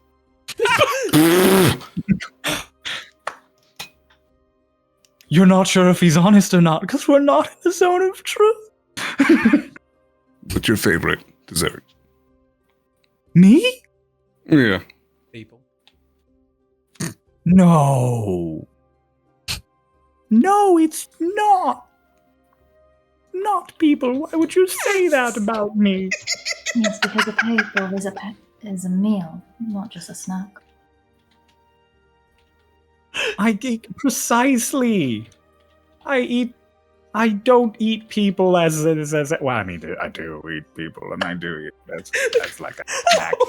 But No, I'm sorry. I'm getting off that. You can make pancakes and you can put a little blood in it. It's a really interesting actual thing, and it's sort of, you make it with like blood and milk and flour and cheese. Sometimes you put in molasses and stuff. It ends up So- being a savory sweet thing. A savory pancake made with blood. Yes. With a sausage. Very similar to that, but it's not sweet. It's just made with blood. Oh, interesting. Well, that's my favorite. Right. Blood pancake. Semi-sweet, semi-savory. I'll be sure to make note of that. Perfect, Take close wonderful. Oh my gosh, I never have people ask the things I like. You never ask the thing. He turns, Delgado's gone. What? At ease, Captain. Why did he leave? Because he He was doesn't Why like doesn't us. he like me? Oh. He likes her, points at Bella. It's hard not You to think like so? her. Wow. Do you think Captain Delgado really likes me? Yes, apparently this one also thinks people just like you. Really, Vane? I like you. I just, the overstepping's just a big trust problem. Well, I'm sorry. Have I overstepped since you told me off about overstepping? No, but I am wary. That's fair. I'm sorry. I think he has issue. Many. Bella, you're doing fine. Leans We'll have a into chat Selic. later if you want. Alox leans into Selic just. Earlier, what he said about an unknown force telling you to torment people in the night. Do you ever happen to, like, injure them? Maim them? Is there ever any leftovers? No. Is William Black still here? Yes. He just, like, very quietly just... I don't hurt anyone. And I won't hurt anyone. We should leave this office. I don't think we're allowed to be in here without him. It's alright. Come on. Let's away, everyone, to Hot Pot and the magic shop. To the I magic mean, shop. Well, we Come need on, to Lance, they're keeping what- an eye on all of us anyway, and he slaps him on the back. Okay. We could go and get our payment with Lance, and then, well, I guess because I'm like, it feels a little early to go to Hot Pot, so I feel like we could go and get like I'll get Go you do- payment. You Okay. guys go to the magic shop. right. Maybe do some other shopping. We meet at Hot Pot for early lunch. Well, but we need our payment for the magic shop. He just starts running. All right, I guess we'll meet him at the magic shop. Well, Lonnie, no. I want to go to the clothing store if she'd be down. Who's he? Oh, you're talking to Lance? Yeah, as Lance is running away. He's going the opposite way of the He's going- institute. Yep, 100%. He's not going to Institute. He's going to the Oh. near our I'll house where his go office is. collect Etalon. I don't need to go to the magic shop. So Mm, you meet Lance at the magic shop. Etalon and I will meet you for Hot Pot. Assuming she's invited. By the way, Excellent. Mr. Black, I didn't get the chance to fully to answer your question. I sort of just gave you a yes or no. I don't think you're a shut-in. I think you're actually one of the bravest and coolest people I know. I just think you're not as confident in yourself as you should be. Thank you, I appreciate it. I noticed Delgado didn't answer either. I think because he thinks that the answer is obvious. Well, if any of you need me, I'll be in my office where I'm at a lot. And then I'll see you at Hot Pot. He just walks. It's progress. Progress. Aloct is just standing behind you all with the little, like, bent fingers. Okay, now we should definitely leave. Or we could stay. No, Aw. I hold the door open for everyone. Audrey in Okay. They smile with they have really sharp teeth, and I as they forgot smile, about the fucking shark teeth. Yeah. as they smile, their mouth seems to get way wider than it should be able to. Just Goodbye, Locked. goodbye. You head up the elevator. As you get to the top of the elevator, you are all greeted immediately by 3 faces heading towards the elevator. Shit. Arlashna and her 2 companions. Grandmother. Cheers. Granny. Good morning. Hello. Ah, Oh. goodness. Came to see me off. We happened to be here, but I was wanting to look for you before you left. So, works out. I had the strangest feeling I might bump into you here. Quite the good feelings. Oh! Actually, grandmother, kind of looks, does like a side glance to everybody, just, Just walks away. and all that. Wait, don't walk away, Vane. We have to stay within a radius. I'm counting. What was your question? Weird dream last night. I don't think the dream was all that weird, actually. I think eye-opening in a way you don't understand yet. Turns to Rittz and just, I hope you enjoyed the music at the start. It's very pretty. Of course. Very pretty instrumental.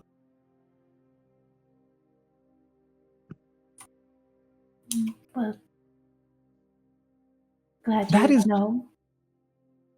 Of course. Like to keep informed on things when they're close at hand. That's something you elves always forget so dearly and quickly. Dreams are beautiful. The glimpses of the subconscious you get when trancing are facsimiles of a real dive into who you are under everything. Grandmother, what does that say about my dreams then? I forgot who I was talking to for a moment. I don't know if I should feel good or bad about that answer. Your dreams are just trying to tell you something you don't understand. I think I know exactly what my dreams are trying to tell me. Unless I don't. You know, a lot of those things will never be processed if you only avoid them, right?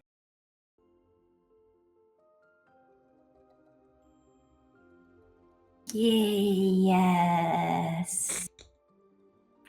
As for all the rest of you, because I've told her this 1,000 times, she like basically palms your whole face and gives it a little wiggle. Am I allowed to come closer again? Yes! Prashana Bella, I will tell your family you are well. Do you have anything Oh, that you want me to take to them? I had letters. Oh, They're back at our house.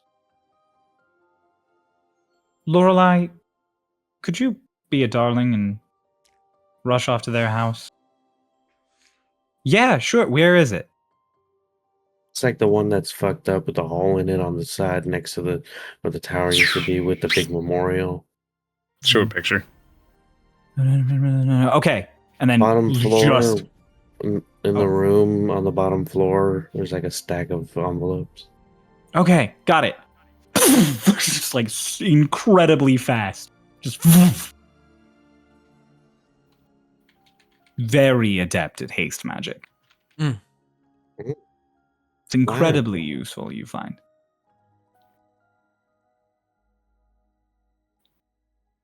Selig, yes? I know we've only recently met, but I consider every elf to be a precious grandchild of mine. You are included in that. I know you, Granny. I've known you. We all That's know where I you. want people. Yes. Even my brother. Yes. Oh, your brother. Did everything work out? It's fine. Everything's fine. You'll find that family is usually willing to meet you in the middle once you extend a hand. Just make sure you remember to extend a hand sooner rather than later. I'll write that down. It's good info to have. I forget this You! sometimes. Points at Vane as Vane comes walking up. Just Me. Ah, fuck. come closer. Come on, just you and me. You're gonna hit me. You're like- No. I would never. I don't do that anymore. What? Unless you really piss me off. She pulls you in really tight and just and then actually just messages you as she holds you like a finger. Just, you do realize they'll have to find the truth about you at some point, right?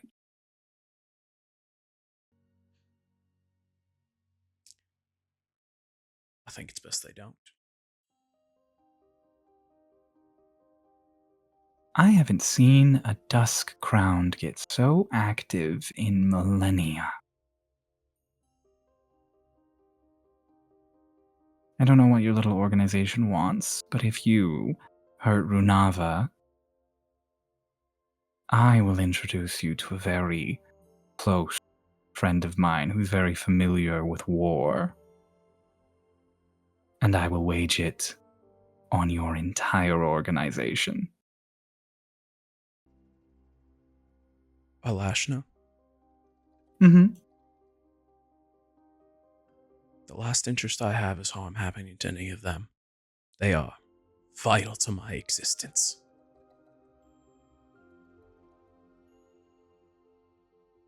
That's more true than even you realize, I think. I hope you come to understand it.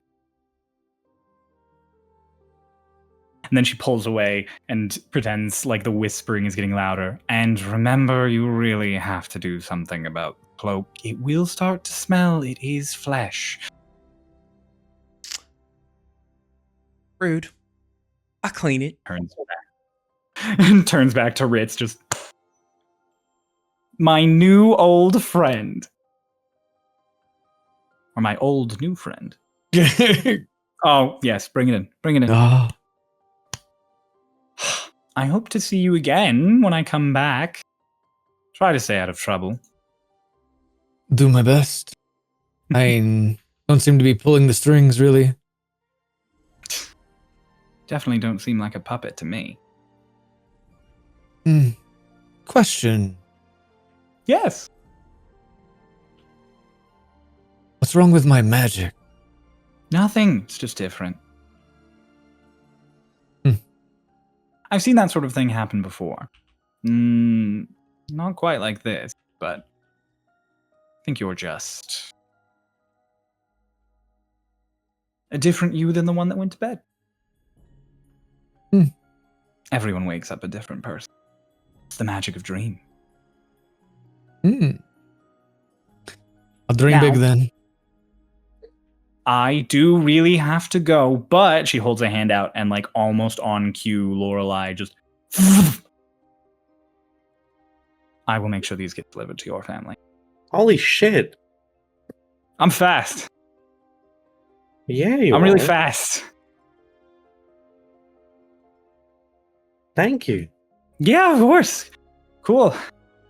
Good to see you again, Bella.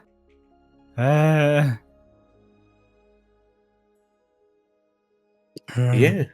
Thanks. Okay. Bye. This is Lorelei and Alina walk past, and Lorelei reaches up and pats you on the head 3 times, Bella, and just like, you've gotten so much bigger since I babysat you, and then just rushes off to the elevator. I'm older than you. Doesn't respond. She just races off to What? the elevator. What? Oh, you'll understand someday.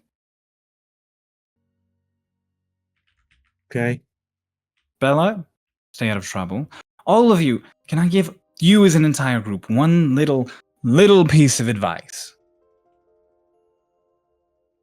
Sure.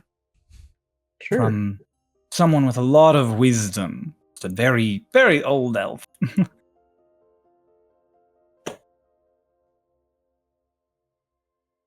The person who casts a zone of truth doesn't have to speak it. Have fun. She just walks past you all towards the elevator.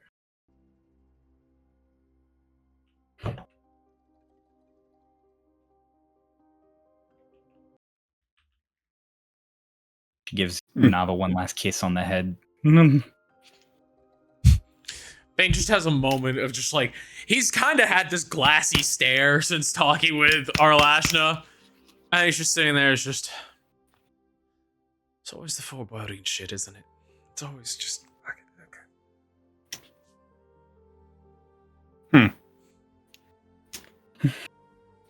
We should bring this up at Hunt Pot. Two! Each other. To William Black.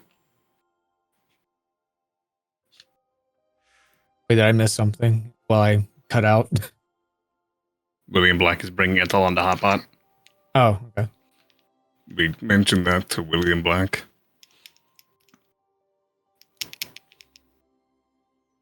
Because it was given to us. And he should know too. Yep. Can we just... Did it pick up? Can we just go shopping? I Okay. Do we hear the super quick footsteps of Lance approaching too? No, not quite yet. He'll meet you at the magic shop. Yep. You guys want to head to Rolo's? Yep. Do that and Yeah. finish the session for the day. Sure. I need to lay down after this. Did you all? Here's a question. Actually, did you all already plan what you want to buy at the magic shop? I know one or two of you did.